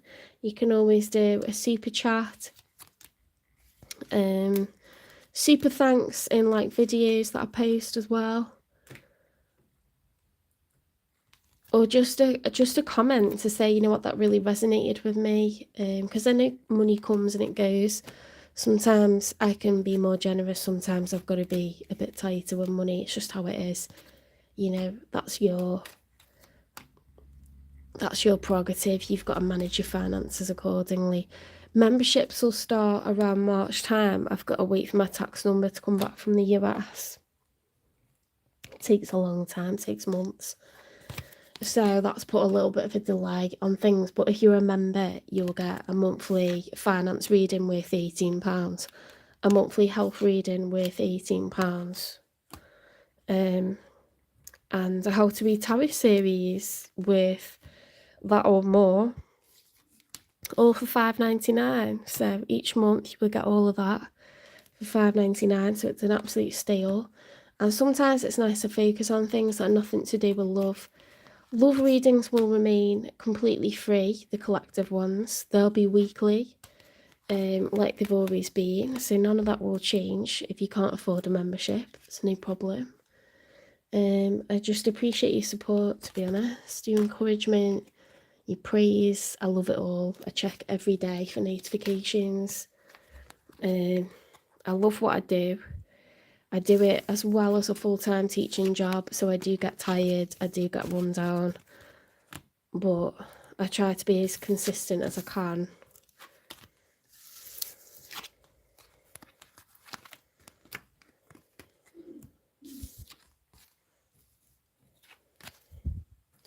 We're going to go on to Aquarius next, okay?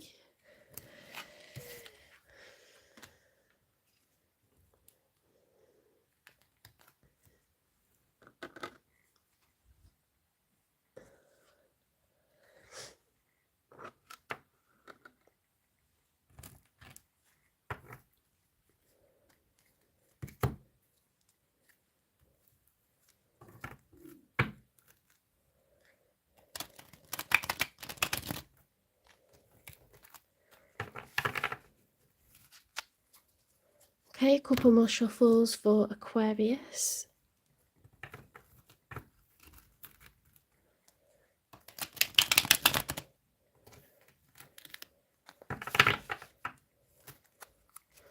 How are you all celebrating New Year and where are you watching from? We've got my sister and her kids coming over. We're having sparklers, marshmallows, fire pit. Probably put some good telly on. Have some fizz. We're not doing it till 9:30 though. Like, I remember when I was younger, I went out clubbing and there was no one in the clubs. When we got in there, we paid triple to get in. The taxi was double or triple each way.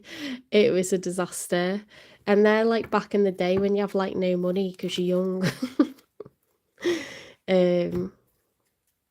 Be at home, guys. It's a lot easier. It's a lot simpler.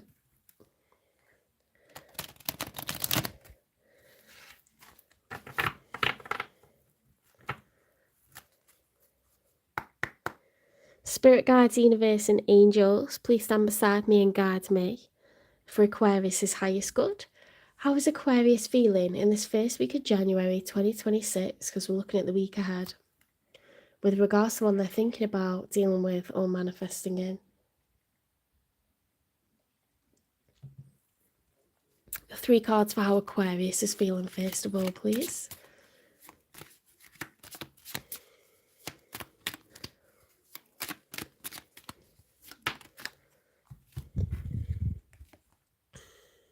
The 4 of Pentacles reversed. So when the 4 of Pentacles is upright, it's that miserly energy. Like, I don't care who I burn bridges with. I will torch every boat. I feel less than generous. I need to think of myself. Screw everyone else. It's that Scrooge, A Christmas Carol vibe. Like, uncharitable, unhospitable, you know, to hell with everything. When it's reversed, it's like we're coming out of that and we're becoming a bit more softer, a bit more, you know, like maybe I do want to spend time with people, maybe I can like afford to do X, Y, or Z, maybe I do miss so and so, you know, like maybe I've been a bit harsh. Like, it was sort of in the challenge position. and also reversed. So I think you're softening a little bit.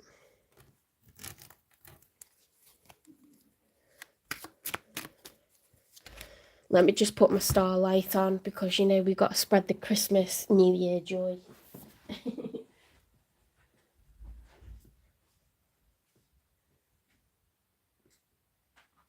There we go, that's better.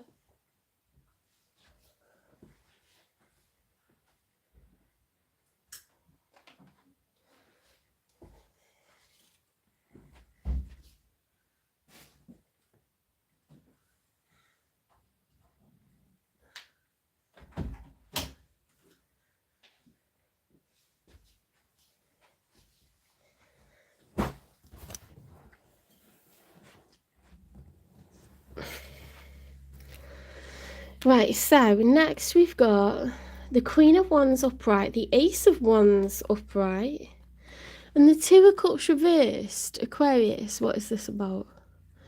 So the Queen of Wands upright is one who's very seductive, very charming, good looking. They know what they want. They're action orientated. They create goals and they go for them. Okay, Aries, Leo, Sagittarius energy, heavy Sagittarius energy. The Ace of Wands can be the desire for a rebirth, okay, because the Page of Wands is someone who's never walked this path before. Pages are at the beginning of a journey, so we tend to associate that with new people. The Ace of Wands, you know, when you really, really want someone back, when you really, really, you know, want another go at things, you want forgiveness, you want someone to give you a second chance, that tends to be something we really work on manifesting, and the universe grants it with an ace, okay? So that's why I don't feel like it's new energy or a new person. I feel like it's a do-over, desire for a do-over, okay? But I think that you're worried that the other person doesn't feel the same, because the Two of Cups upright is each person offering the other a cup of love. We tend to get this card when a couple have been dating and then they each fall in love and it's mutual. With it being this way, the worry is, are the feelings not returned? Am I wanting this, but they're not? And I have intense passion, desire, enthusiasm, motivation, but they're not offering me like their heart anymore, or they've fallen out of love with me, or they never loved me. You know, it's this sense of like, am I wasting my time? So it seems like your cold heart is thawing. And you're starting to get this fire in your belly, this fire in your groin for like a rebirth with someone.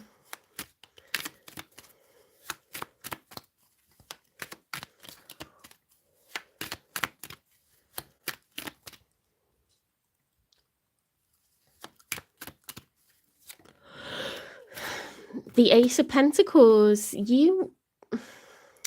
this is like a major opportunity. You know, an Ace of Pentacles is like one giant pentacle. It's worth thousands of small pentacles, okay? So there's some sort of like opportunity. Another ace. So we've got the Ace of Wands, the Ace of Pentacles. You know, this could be a huge investment, financial, emotional, practical, time, money and energy being put into something to give it the best possible chance. And the opportunity to level up financially. You know, if you put your half with someone else's, or if you say, look, you know, I'm in a good position now, I would really like to offer dating with a view to having a relationship. You know, maybe you can move in and we can pay the bills together. Maybe you can move in and we could pay the mortgage together. Maybe we could rent a place together. Maybe we could purchase a house together. It's some sort of like, you know, in a general reading, I would say that's like promotion or getting a new job, major financial leveling up. So I don't know if that's what you've received or you're offering it to someone, or money's better now. But there's an Ace of Pentacles there, so let's get 3 cards for your person, the one that's showing up for you. The Ace of Swords reversed, the Strength card reversed, and the Page of Wands reversed. Oof. They're not on the same wavelength at all, okay? This person's like, I'm pissed off. I don't want to tell you how I'm feeling. You know, I'm still in that red mist phase. And I would rather like try with someone new this time because it hasn't worked. It has not worked like what we're doing. They may not even be talking to you. They may be really shut down, closed off, pissed off. You know, that's the major arcana for Leo, the Strength card. And when it's reversed, it's like, I'm angry. I'm going to lose my temper with you. They may have something they want to say to you, but they're just not saying it. They want to walk a different road. They've done this too many times. They're over it.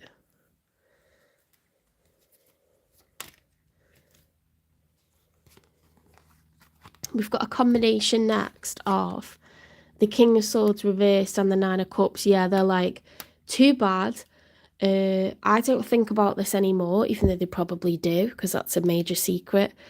I'm single, I'm happy, I don't need anyone, I don't need you. Nine of Cups is like, I'm single, I am not dating even, I'm just by myself, I'm enough, just me, my cup is full. The King of Swords is like pissed off, cold, I'm going to tell you what for, I'm going to give you what for if you try to talk to me. They're going to bite your head off, Aquarius, if you try to speak with this person. Sometimes even when you know that they're going to be like that, you should talk to them anyway, because people are angry because why? Because they're hurt. The number one reason why people are angry and they won't speak to us is because they're hurt. So, you know, you've got to try, if you care about this person and you want it this bad, if you're in love with them, show them like that you're in love with them, make a grand gesture, do something sweet, do something romantic. But if you just give a sob story, it's not going to work. That is not going to work because they feel wronged by you. They're angry. So let's get another one for them. They're so ready to like just try being with someone different because something's not been working here.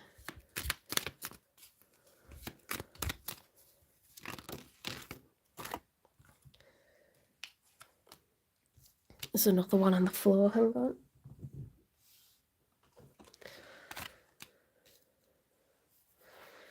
Okay, so we've got, this is their cards and it's a combination. They've got the Five of Wands upright, conflict, internal, external. You see the look on her face, it's like terrifying. So much fire, so much anger. The Magician, having all the tools to succeed, being very determined to make our dreams into a reality. The Queen of Pentacles, large and in charge, you know, the big cheese. I've got money, I can provide for others.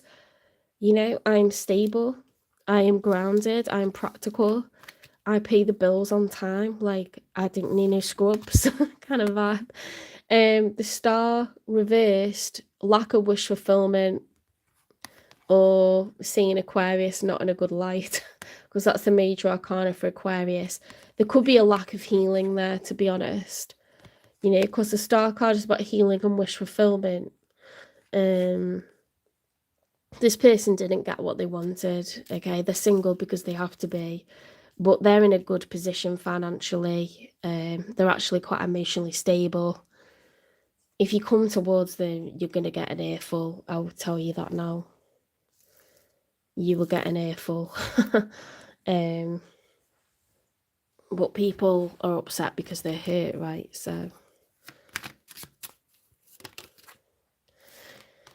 in the outcome, we've got the Five of Swords in the challenge position. So that is arguments, division, verbal disagreements, harsh words, home truths, stuff we don't want to hear, back and forth, you know, like disagreements, fallout, spats, whatever you want to call it. Then we've got the Ten of Cups. Why would we have the Ten of Cups after all these arguments? Is it going to go from arguing to kissing and hugging? I don't know. Then we've got a combination of the Queen of Swords upright with the Five of Cups reversed. There's possibly going to be a reconciliation. We have got the King and Queen of Cups here. Now they are the King. Did I say King and Queen of Cups? King and Queen of Swords. They're showing up as the King of Swords. You're showing up as the Queen of Swords, right? Coming out of grief, sadness, loss and regret, you're going to experience like a bit of alleviation of these heavy emotions that you've been feeling since you hurt this person. You're going to start to feel like, look, I've spoken the truth and I'm telling you now I care about you. I'm telling you now I love you. I'm telling you now I have all these feelings for you. And this is why I did what I did. And it's going to help to make you feel better, like you can get past what went down here. These feelings of guilt, these feelings of sadness, loss, regret.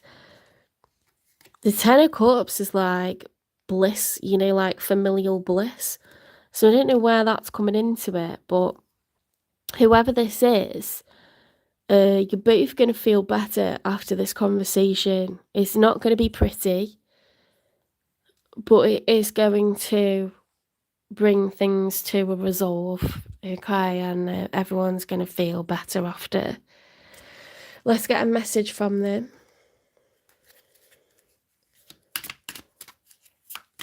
You are a divine pair. You are suited because you are the King and Queen of Swords. But they are the King of Swords reversed, okay, with the Nine of Cups upright. So they feel like they're better off without you. You want a rebirth. So you basically try to talk to them. They bite your head off. And then there's some sort of like calming down, you know, simmering down of a situation. And everyone does feel better after.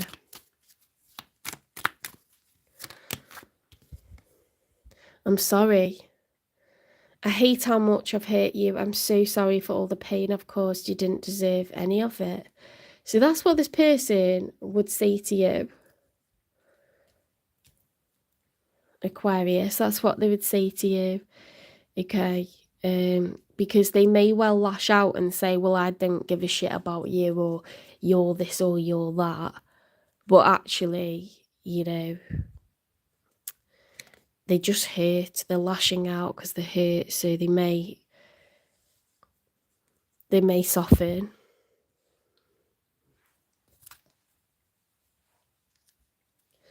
Let's get another message from them.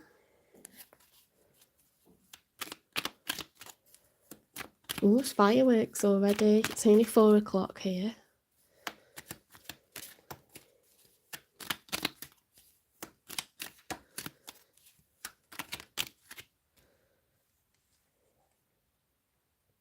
Let me hold you. So they've acted like they don't care, but secretly they want to hold you. They're addicted to you.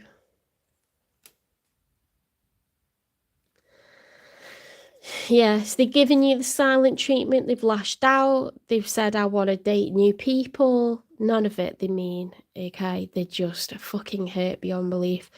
It's going to be messy, this conversation.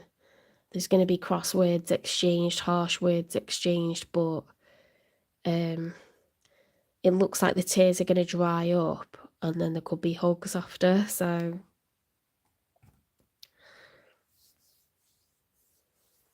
What is the messy truth?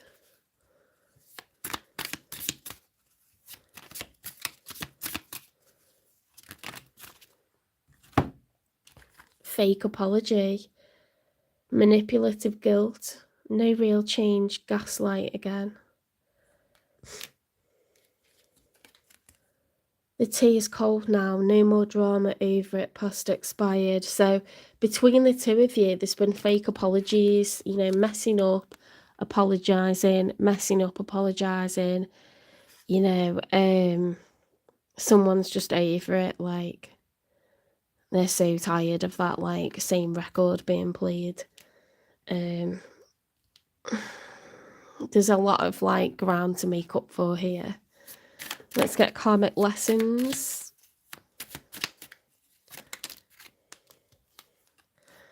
Becoming your own guru. Your wisdom is within.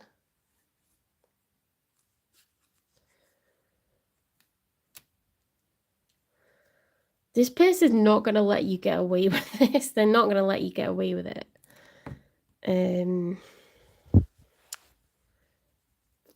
You'll make peace with each other, but it's only after, like, some truths are going to be shared. So be ready for that. Depends how much you want it. If you really want this person, if you love them, if you recognise that you did fuck up, then, you know, there's only one thing to do, isn't there?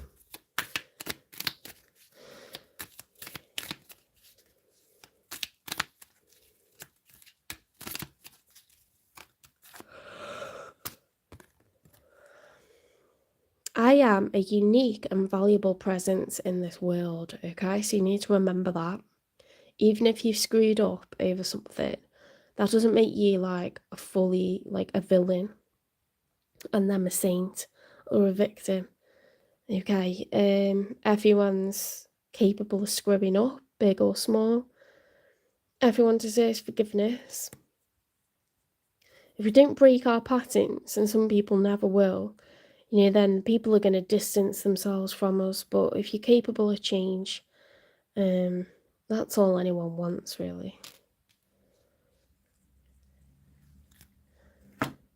Whether it be family, you know, colleagues, a boss, other people in the community, neighbours, a partner, children, parents. It's all anyone wants is to see, like, some sort of, you know, improvement, some sort of evolvement, like evolution. The rocking chair. Think of yourself as an old woman or old man sitting in a rocking chair, writing your memoirs of the present moment. What would you write about? What would the old you tell the young you? Investigate the situation from a distance for about 5 to 10 minutes. Taking this distance will give you a new perspective. Now some of the things causing you stress will start to seem small. That's true. Like, you know, in a different space and time, you're more emotionally detached from things. You accept that you are a different version of yourself, that you're wiser. You can see things as if, like, it's another person giving advice to a total stranger. You can be more constructive, more objective instead of subjective.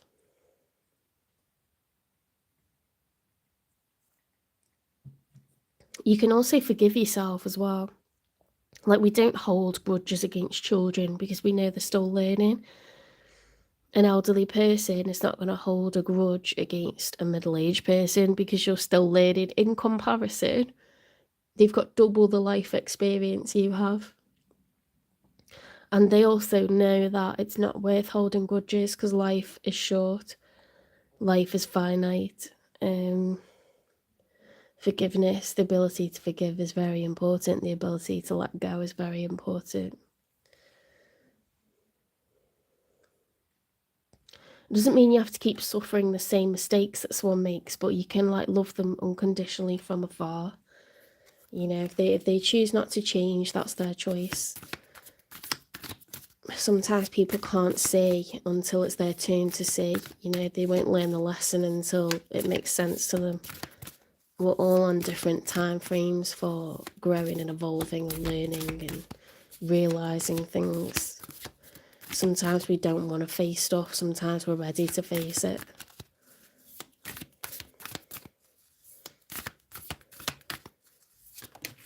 You don't get to decide when the other person's ready, okay? The more I allow, the less I resist. Yeah, it gets tiring, doesn't it? Fighting stuff, looking away from stuff, denying stuff, arguing with someone, staying mad. It gets exhausting. Don't do it anymore. Just let it dissipate, let it go. You know, choose to make that decision so your body's not in pain anymore, so your heart's not in pain anymore, so your mind's not frazzled anymore. You know, just let it all go. That's your choice for your own happiness, your own well-being, your own sense of like peace.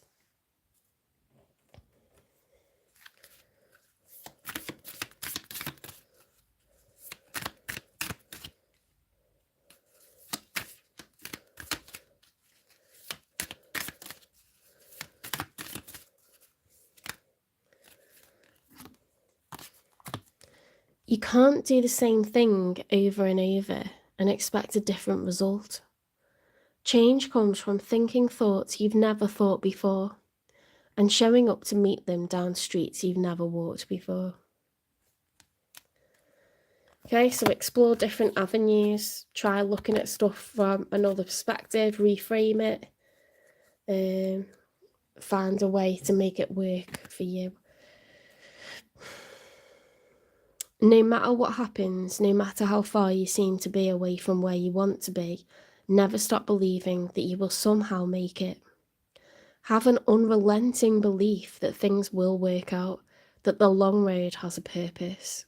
That's nice, I like that.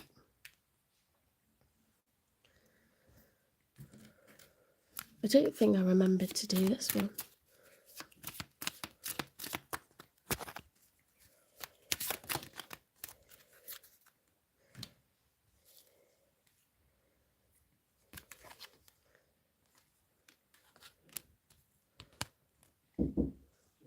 Yeah?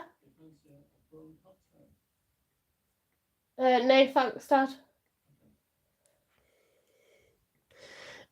Joy. Like a child, I discovered joy in the simplicity of life.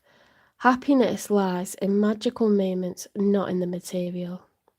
Even the smallest joy is a great source of light. Yes, we don't have to put everything,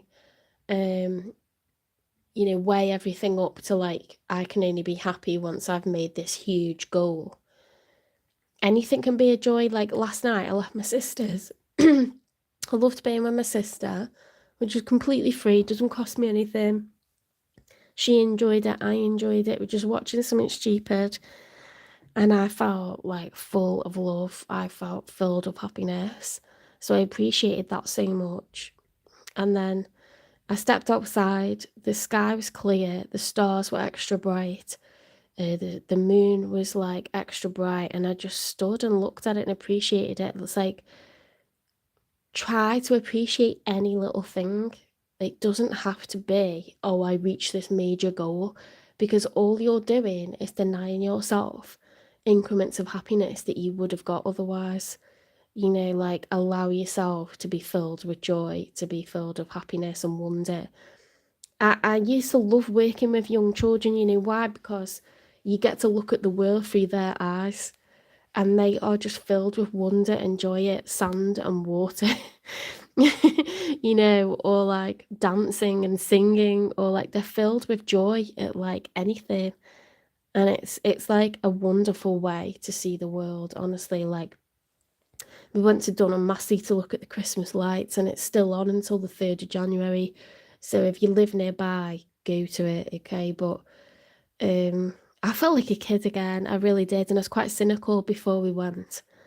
And I'm so glad my sister booked it now, because when we went, it was just like, it just allowed me, you know, that the reason people like Disney and stuff is just allows you to explore like a different part of yourself, to be young again, that inner child, to be innocent, not cynical, not like, not naive, it's not the word, to be to avoid being cynical, pessimistic, realistic. You know, just let yourself dream. Let yourself like believe that anything's possible. Take yourself back to like inner child. Be allured by like anything in life. You know, sometimes like in summer, I'm walking through the woods and the wind washing through the trees makes a particular sound, doesn't it? The way it moves the trees around. And like, I think now I just really take a lot of enjoyment from like natural elements like that. So try to do that. Try to just notice things that you don't take time to notice, you know. Where are we up to? I've done that, done them. Angel number, chakra whisper, then angel number. Yes, these are collective readings, so I'm just getting to the end of Aquarius, and then I'll do Pisces. I don't take questions in the chat. I don't interrupt lives. I take, you know, like requests for personal readings by email and direct on TikTok and Instagram, you know, by direct message. I hold space for both joy and sorrow. Open heart chakra, okay? So we're allowed to feel feelings. We don't have to run away from negative feelings. It's all part of the experience, okay? So don't try to just experience joy and excitement and exhilaration and surprise and wonder, but then run away from pain, because pain is part of the experience. You know, in philosophy, you know, hell gives perspective to heaven. Bad gives perspective to good. Light gives perspective to dark. You have to experience all of it, okay, in order for it to make any kind of sense. Don't try to deny like the feelings that are negative, because it's powerful and it's intimidating and it can feel like upsetting, but that's how you know, like, when life is boring, don't be bored. Okay, appreciate the dullness because there's no drama. Appreciate when you feel exhilarated and happy, because you could be feeling down and miserable and depressed. Okay, it all gives it's all relative and it all gives sense to one another. So, you know, when we grieve, we sort of like cry in phases because we can't be that down all the time. It would make us ill. So, you know, you can feel guilty like laughing when someone's passed away, but if it's because you've put a comedy on because you actually can't handle crying anymore, that's okay. You're not a bad person. You're going to get upset again, but it's like that person would not want you to continue to be down. They wouldn't, and they wouldn't want you to be miserable 24/7. So,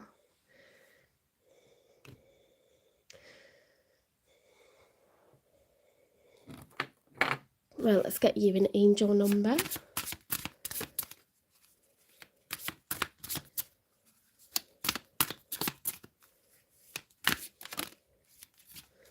You've got 1122, great shift. Personal growth, spiritual development, and manifesting goals. Oneness, connection, and completion. First, focus on the positive changes occurring due to your efforts. Then expand your horizons and permit yourself to try something new. So many positive shifts are in store for you. The world around you is changing in favour of your intentions. Ooh. Things are going to get better, Aquarius. It's all going to turn up.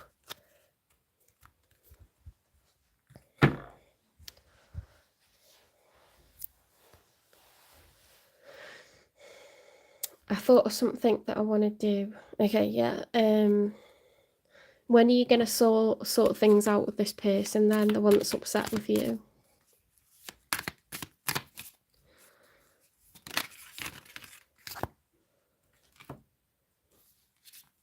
December, Don't tell me that's December next year. Maybe today. Release all expectations. October. Obsessing over time and creates blocks. When you're truly ready for it, let go of it all for now. More patience is required. It could be next year, you know. It could be between October and December 2026 when you like are able to calm this person down. I don't know. It says December and October are important, okay, and more time is needed. A lot of the cards are saying more time's needed. I mean, technically it's December now, but I don't know why October would come out. It's making me think it could be next year.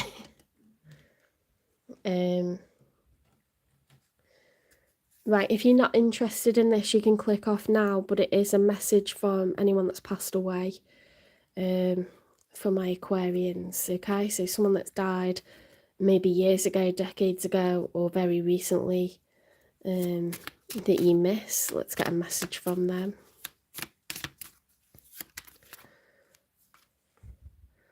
When the time is right, you'll join me here and share eternity.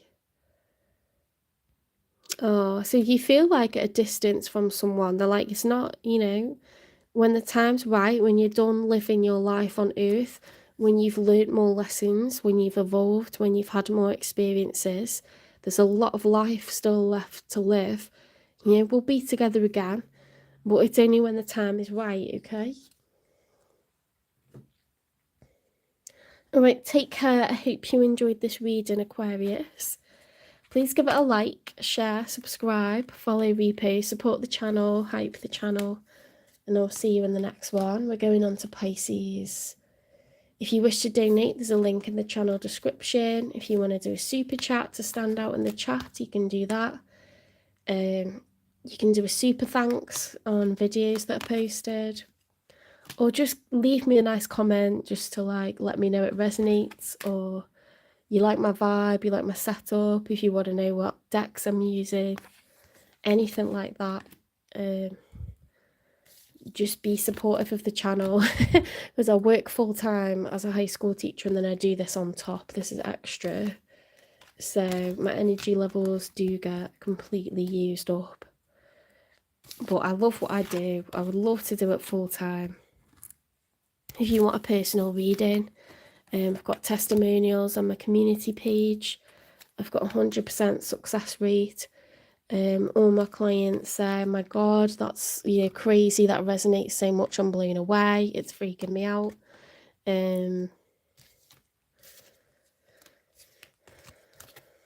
My mind's blown. You know, they all say stuff like this because they're like, that's my situation. So yeah, if you want a personal reading, it's £18. I know money comes and goes, so it's like when it suits you, but you can direct message on Instagram or TikTok. I barely update the Instagram. I just created it just to have one, really, but I should post some stuff on there. You can email me as well at jen3585@gmail.com. It's in the channel description on YouTube. What else? Memberships are starting around March time.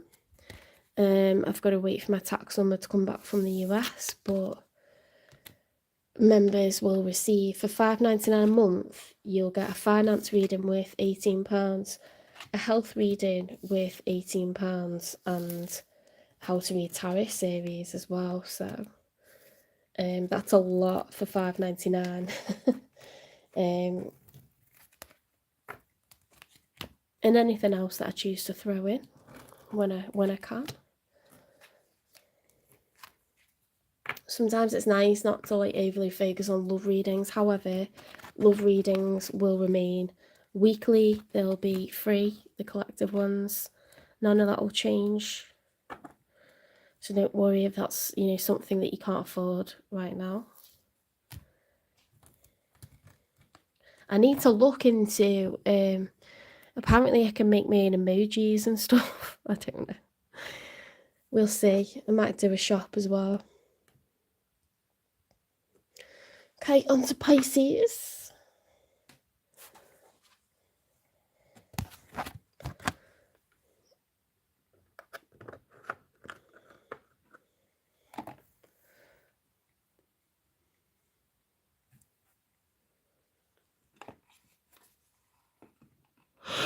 Oh, goodness me. It's hard work, you know, sitting in a dressing gown drinking Prosecco. My sleep routine is just whack at the moment. I'm like staying up till all hours. I made myself a full-on meal at like 2 a.m. last night. But if you can't do it when you've got 2 weeks off, when are you going to do it? Do you know what I mean? Just like live your life. Just live your best life. It's fine.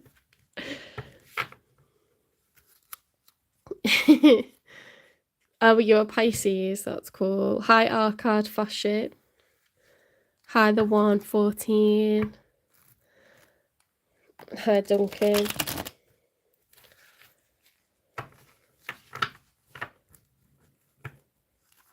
Hi, everyone. Sorry if I haven't said your individual names. Vas Madhu. Hina. Katnali. Ayman Wahid. Baby J. Amos. Jindruska. Jimmy Johns. Everyone. Welcome in, everyone. I need the toilet, but we're going to push through. We're just going to push through. I've had most of a bottle of Prosecco, guys. Like, I'm toasting the new year with you. Spirit guides, universe, and angels, please stand beside me and guide me for Pisces' highest good. How is Pisces feeling in this first week of January 2026 with regards to what they're thinking about, dealing with, or manifesting in? I know in the UK it's technically still the 31st December 2025, but, you know, we're looking at the week ahead. 3 cards for how Pisces is feeling, first of all, please.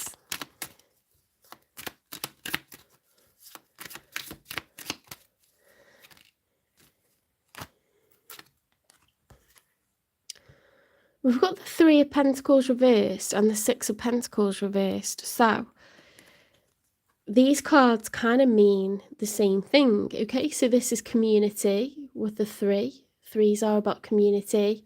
They're about teamwork. So each person's bringing something to the table to collectively work towards a common aim, a common goal. So in a general reading, this will be a workplace, but it can be partnership in general. Okay, so it's teamwork, working together. That's not been happening.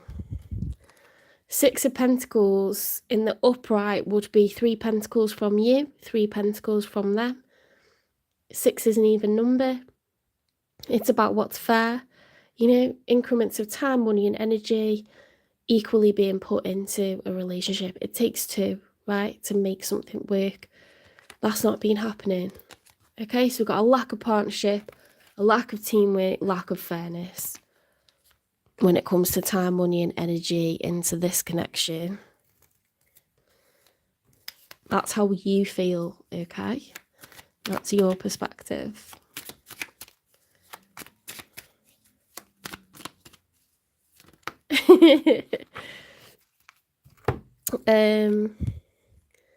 Knight of Wands reverse, so a loss of libido, lack of desire, you know, not wanting to be spontaneous, not wanting to make love, not wanting to act on a whim, not wanting to live in the moment.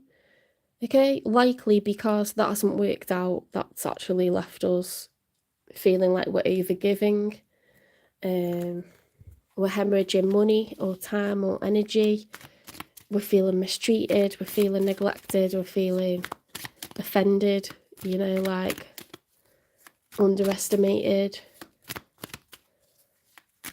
We're not getting the enjoyment that we should be. We're not getting return on our investment here. Eight of Pentacles reverse, lack of growth and expansion into the future. It's no good. Okay? This is no good. There's no growth here.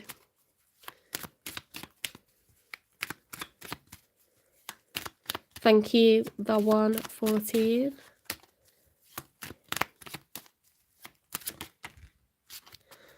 The Page of Cups reversed, they don't want to apologise, okay? They think that they're not sorry. They don't think they've done anything wrong. In the challenge position, we've got the Death card and the Empress, okay? So that's a weird combination, to be honest. So the Empress is the major for Libra and for Taurus. It's shared.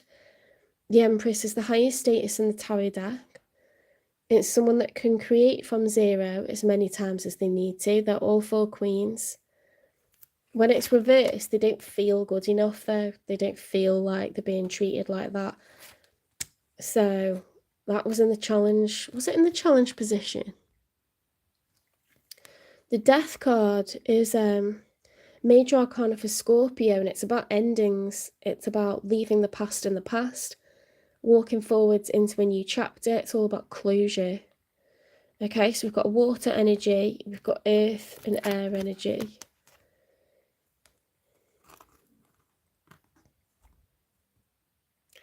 It's almost like, you know, they feel like this is like insult to injury, but you're like, well, you haven't been putting your half in, so I didn't get where you're coming from, you know.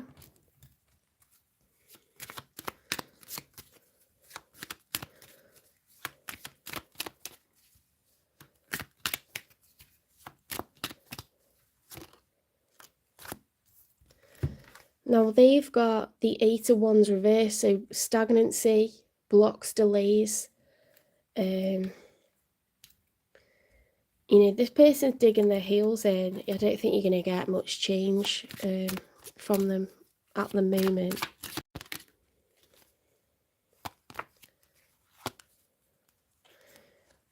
The Knight of Pentacles and the outcome. So one person's moving towards the other with an offer.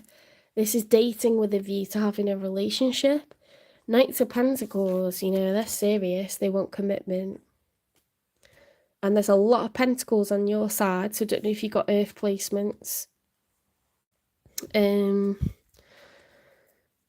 could be you that's like, come on, you know, put your money where your mouth is, like walk the walk. Like, I need security. I'm not going to do this without assurance, without insurance, without reassurance.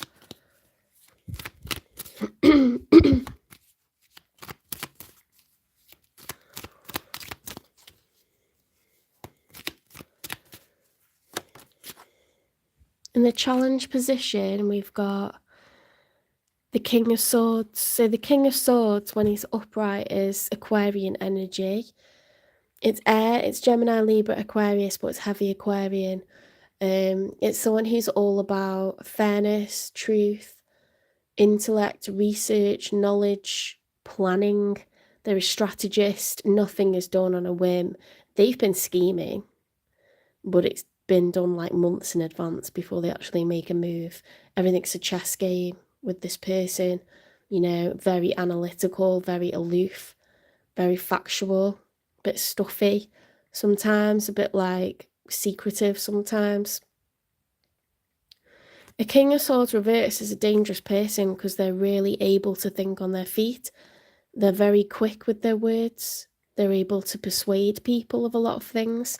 So they could use those skills, those powers of oration, those editorial powers against us, and be very manipulative.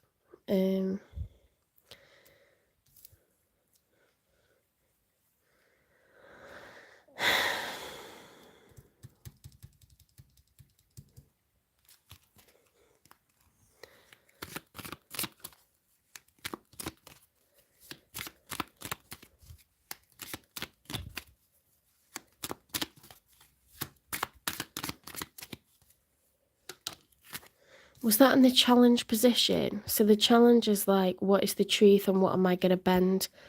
Can I persuade someone like to my point of view? The devil. The devil is like obsessive thinking, codependency, attachment. It's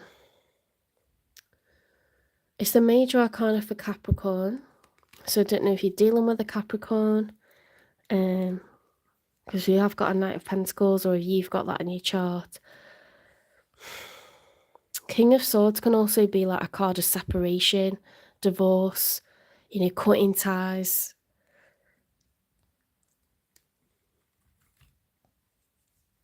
Let me just look back. So we had the Three of Pentacles and the Six of Pentacles reversed for you. Lack of fairness, lack of reciprocity, one-sided, unimpressed, you know, completely unimpressed. It's really put you off, such a turn off. No growth in this. That makes no sense that you would then go towards them with a pentacle, so it has to be them. You know, they refuse to apologise. Then they're like, oh, but I'm the Empress, you should come towards me. The stagnancy. I don't know who's going towards who. Someone's drawn to someone else with this Knight of Pentacles, or someone had this offer, and then it's like the other person's rejecting it or swiping it away. The devil's like, maybe this is a bit toxic. Strange. Let's get a message from them.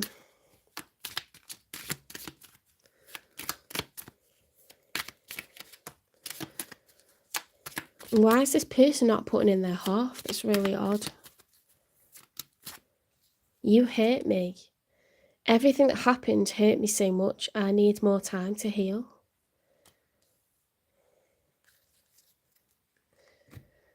Yeah, they're not going to apologise, and they feel like you wronged them. It's a bit weird.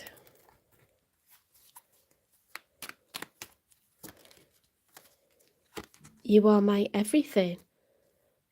Wow, they're very like unevolved, you know, like someone really immature, and they're like a sulker.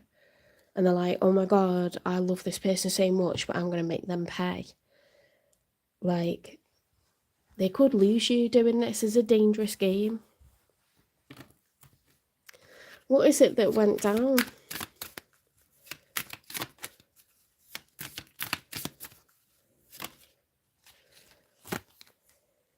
Muted, not moved on.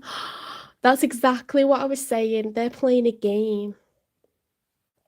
They're hiding feelings. They're faking that they're calm. That they're like absolutely fine now, but they're actually really hurting over you. Fake calm. That's a dangerous game though. Like, they're calling you bluff, and they're like, no, you've really hurt me and I don't want to know, and I'm not sorry and I haven't done anything. But you know what? This is like Mormon wives. I'll tell you why. It's not me having anything against like Mormons, by the way. I'm an omnist, so I don't denounce the presence of any religion, but Mormon wives is like Real Housewives of Cheshire, Real Housewives of New York. It's trash TV. It's like Made in Chelsea. It gets very much scripted. They've all had like 10 hours of hair and makeup and like clothing and everything before they go on. What was the point of my story? Oh yeah, there's this one girl that they've all like got married really young, had kids really young, you know, like first boyfriend or whatever. She like always, she's very attention seeking. Like, she'll leave a group chat and then expect everyone else to like, you know, go, oh, what's the matter? And like, you know, when someone withdraws their energy, but they expect it to have this huge impact, and then when it doesn't go how they want, they suddenly burst in through the door and like command attention. That's just what this girl does over and over and over. And it's like, you've had kids and you don't know how to apologise, because she's the one that messes up, right? But instead of just saying, sorry, I screwed up, I shouldn't have done X, Y, or Z, and then it would all go away, she just can't bring herself to do it. She can't bring herself to do it. That's like this person, they can't bring themselves to say sorry. So they're like, do you know what?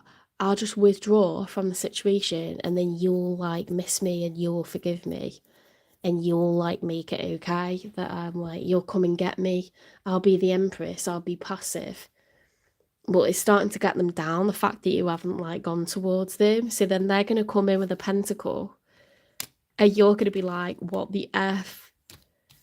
And then it's just going to come across like really toxic. It could be something that's happened like a few times. So what is the karmic lesson? Unconditional love. Love without expectations. So sometimes you've got to learn to love these people from afar, because when you try to hug a tiger, you get bitten.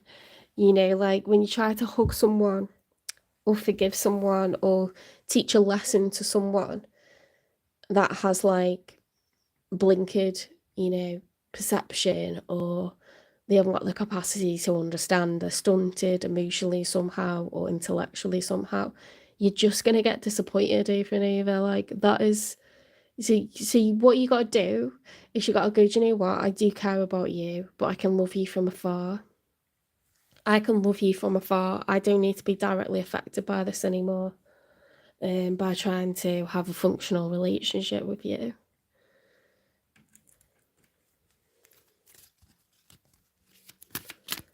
Let's get you some general advice.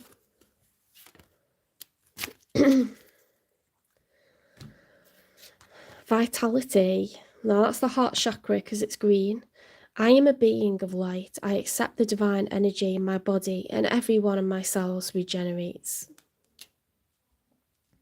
Okay, so you're having to exercise unconditional love to not stay pissed off with this person, to not try to make it work with this person, but just to know it's okay. Like, I forgive you for your limitations. I forgive you, you know, for your trespasses, for like, I'm not going to hold on to this anymore, but I'm also maybe not going to try to have a relationship with you because it's just not healthy. It's toxic. Okay, it's toxic. They would have to evolve. They would have to come to some sort of major realization. They'd have to learn to say sorry and take accountability. We're not seeing what we need to see happen. I embrace change as a natural part of life. Identify one small change you've been resisting and take the first step towards embracing it. I say, like, you know, when you know it's like the first day back at school and you're like, shit, I just don't want it to be the end of summer. But then you go, do you know what, I'll go to Woolworths, I'll get myself all new stationery, and then I can look forward to using my new pencil case and my new stationery. It's like, do you know what, let's just embrace it. Or like, I'll order myself like new pens, I'll like go and wash the car inside and out, and the next morning at least I'm getting up early. I'm not going to be late because I've got up like in really good time. I got my outfit ready. I just started to like grab the bull by the horns, do you know what I mean, the night before, and just get organised, get prepared. Just little things like, and then you jump in the car in the morning and you're like, oh, it's all nice and clean. You know, it's like little stuff just helps you. You're like, well, we'll just break the day up, you know, I'll make sure I get there safely and that's that checked off. And then we'll deal with like getting in the classroom, and then we'll do this and then we'll do that, you know, and then I've got pottery after, and it's like you just embrace like chunks of the day getting checked off. There's going to be challenges. Maybe some stuff isn't as bad as what it like is perceived to be. Maybe something goes a lot easier than what you're expecting, like something to be really difficult, and it just goes loads better. Life be like that, do you know what I mean? It's just like that. So try to like flip it round and embrace it instead. It's always better. If you're not looking forward to doing your tax self-assessment or whatever, just start getting the paperwork out. Just start by going and getting the folder and getting it out. Just make a start, okay? Because it gets easier. It's like each step, it's just easier.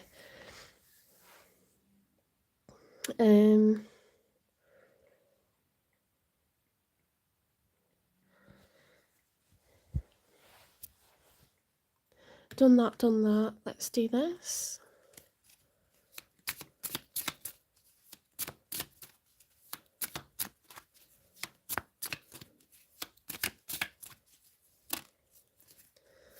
Gardening. When stress overwhelms and thoughts jumble, stop what you're doing, head to your garden or an indoor potted plant corner. Gently touch plant leaves, noting their texture. Breathe slowly. Bend to smell the soil. Admire flower colours and shapes, if there are any. Let your mind relax. Imagine worries as wilted leaves you can pluck. From this gardening space, daily problems seem less intimidating. Stay 5 to 10 minutes, soaking in peace. You'll feel calm afterwards. After this short gardening break, mental chaos eases, and you can face tasks more composedly. Gardening is so good for mental health, or just being in a garden, going and sitting somewhere where you can observe animals, creatures. They're going about their daily tasks. Ants are like little armies going forward and back. They are not sitting there holding their heads, like agonizing about stuff. Try to, learn from nature. Nature's unrelenting. Nature never gives up. Nature adapts. In the bleak midwinter, any moment where the clouds, let a few rays of sun through, a seed is opening somewhere, something is doing its damnedest to continue. So, even if it's fits and starts of change, fits and starts of progress, fits and starts of, movement, progress, moving towards goals, achievement, success, it all counts. If nature got overwhelmed and went, oh, I'm never going to get there, I'll just give up, there wouldn't be any woodland, there wouldn't be any, oceans, there wouldn't be any there wouldn't be anything. It's all working its arse off the moment the opportunity comes. So learn from that. Rome wasn't built in a day, and Rome fell. So we got to be very careful not to lose what we've got, not to take for granted what we've got when we've got it, not spend everything we've got when we have it, when we make it. And don't brag, don't gloat, and don't be too full of yourself, because it's a fast way down. It's a very, very, very quick, very fast way down.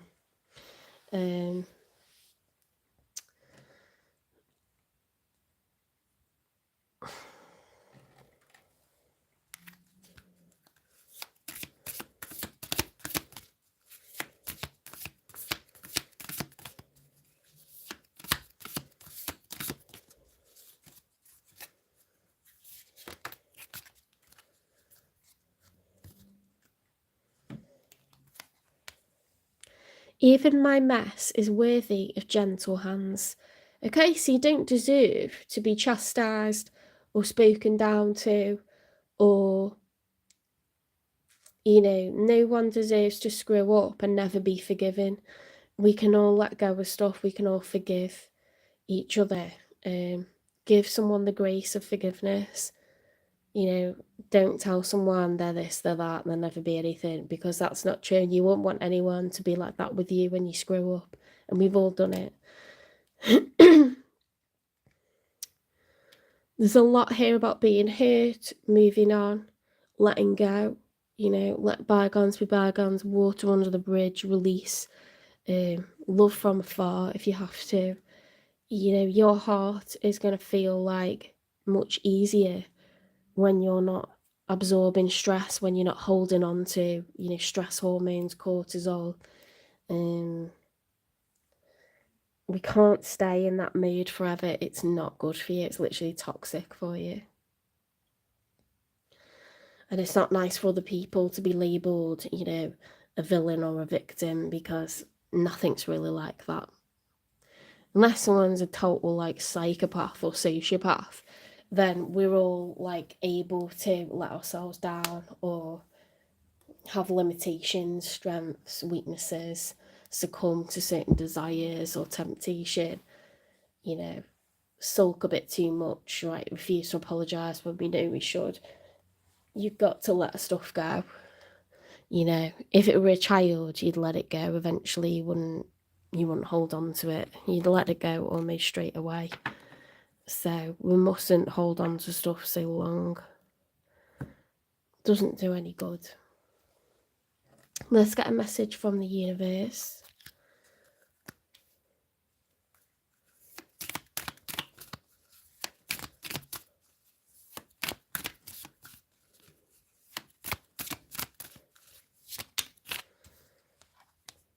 If you want to be more successful in life, your priority should be to focus your mindset on all that you want to attract into your life. Trust that more is happening than what you can see. Many forces are at work in your favour. Allow them to help you. Wow, so you could be holding yourself back by kind of like feeling quite down or pessimistic or negative. It's okay to feel like that for a little bit. It's justified, but we don't stay in that energy. Okay, like let yourself believe again, let yourself hope, return to your inner child, go and do something that lets you feel the wonder of life again, the wonder of nature, the wonder of like, you know, there's miracles happening all around.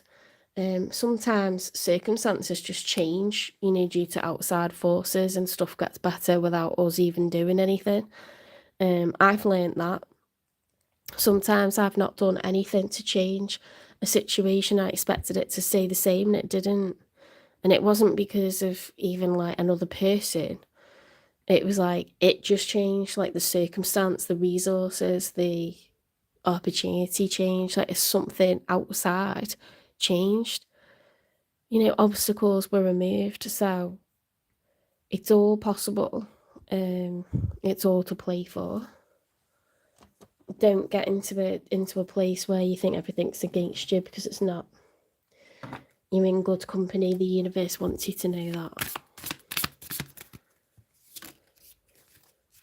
1221, taking initiative. Change, optimism, joy, communication, messages, good news, expression, and high vibes. Work with what you have and it will get you places. Count your blessings and acknowledge your dear ones. You will find inspiration and figure out a way forward. You might also be getting some good news soon. Okay, so the minute that you let yourself relax, loosen up, have a bit of fun, be around good people that you know have got like good intentions towards you, that stress hormone gets dissolved up. You can start to think and problem solve again. You're not even trying and the answers just come to the front of your brain. Let everything ease up, Pisces, okay, because the answers are there. You could just be a bit mentally entrapped at the moment because of the drama that you've experienced. Right, when is Pisces? I don't know if you want to reconcile this person. Let's say someone new, because it looks a bit toxic, this. When is Pisces going to meet someone new?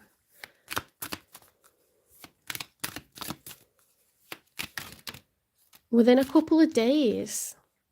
Things will unfold as they're meant to. And you could actually meet someone within a couple of days, you know. That's what I mean, is like, just believe that there's doors open all around you. Don't see everything as like doom and gloom, because it feels like that, but it's your perception right now because of everything that's gone on. I forgive and let go with grace. That's a mic drop right there.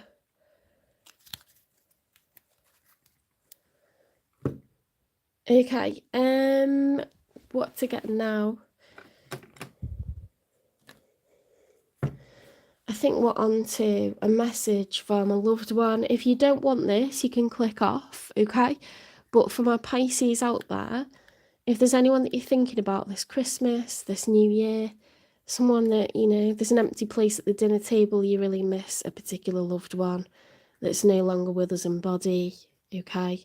They are omnipresent, they are with us, and they can see the present and they can see the future, people that have passed on, our loved ones, okay? So, but if you want a little message from them, to feel close from them, let's pull one now. If you don't want to know, you can click off, okay?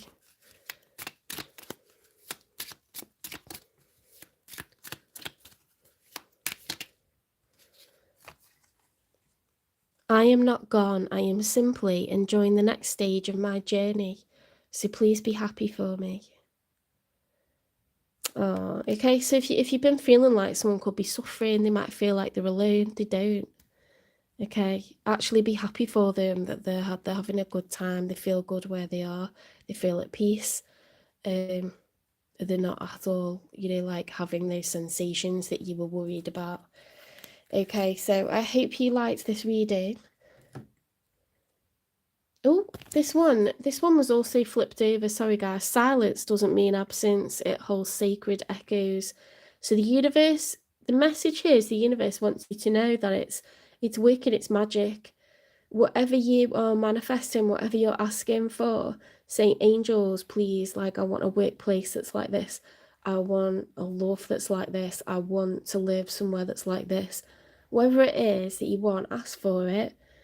And when it feels like stagnant or like nothing's changing, it's not true. Okay, there's all sorts of stuff going on in the background. So take care. I hope you like this reading. Please give it a like, share, subscribe, follow, repost, support the channel, hype the channel. If you want to donate, there's a link in the channel description. You can always do a super chat. You can always do a super thanks on any video. But any comment is really helpful. Like if it resonates, let me know. If you want to know what deck I'm using, ask me, like anything you want to know at all.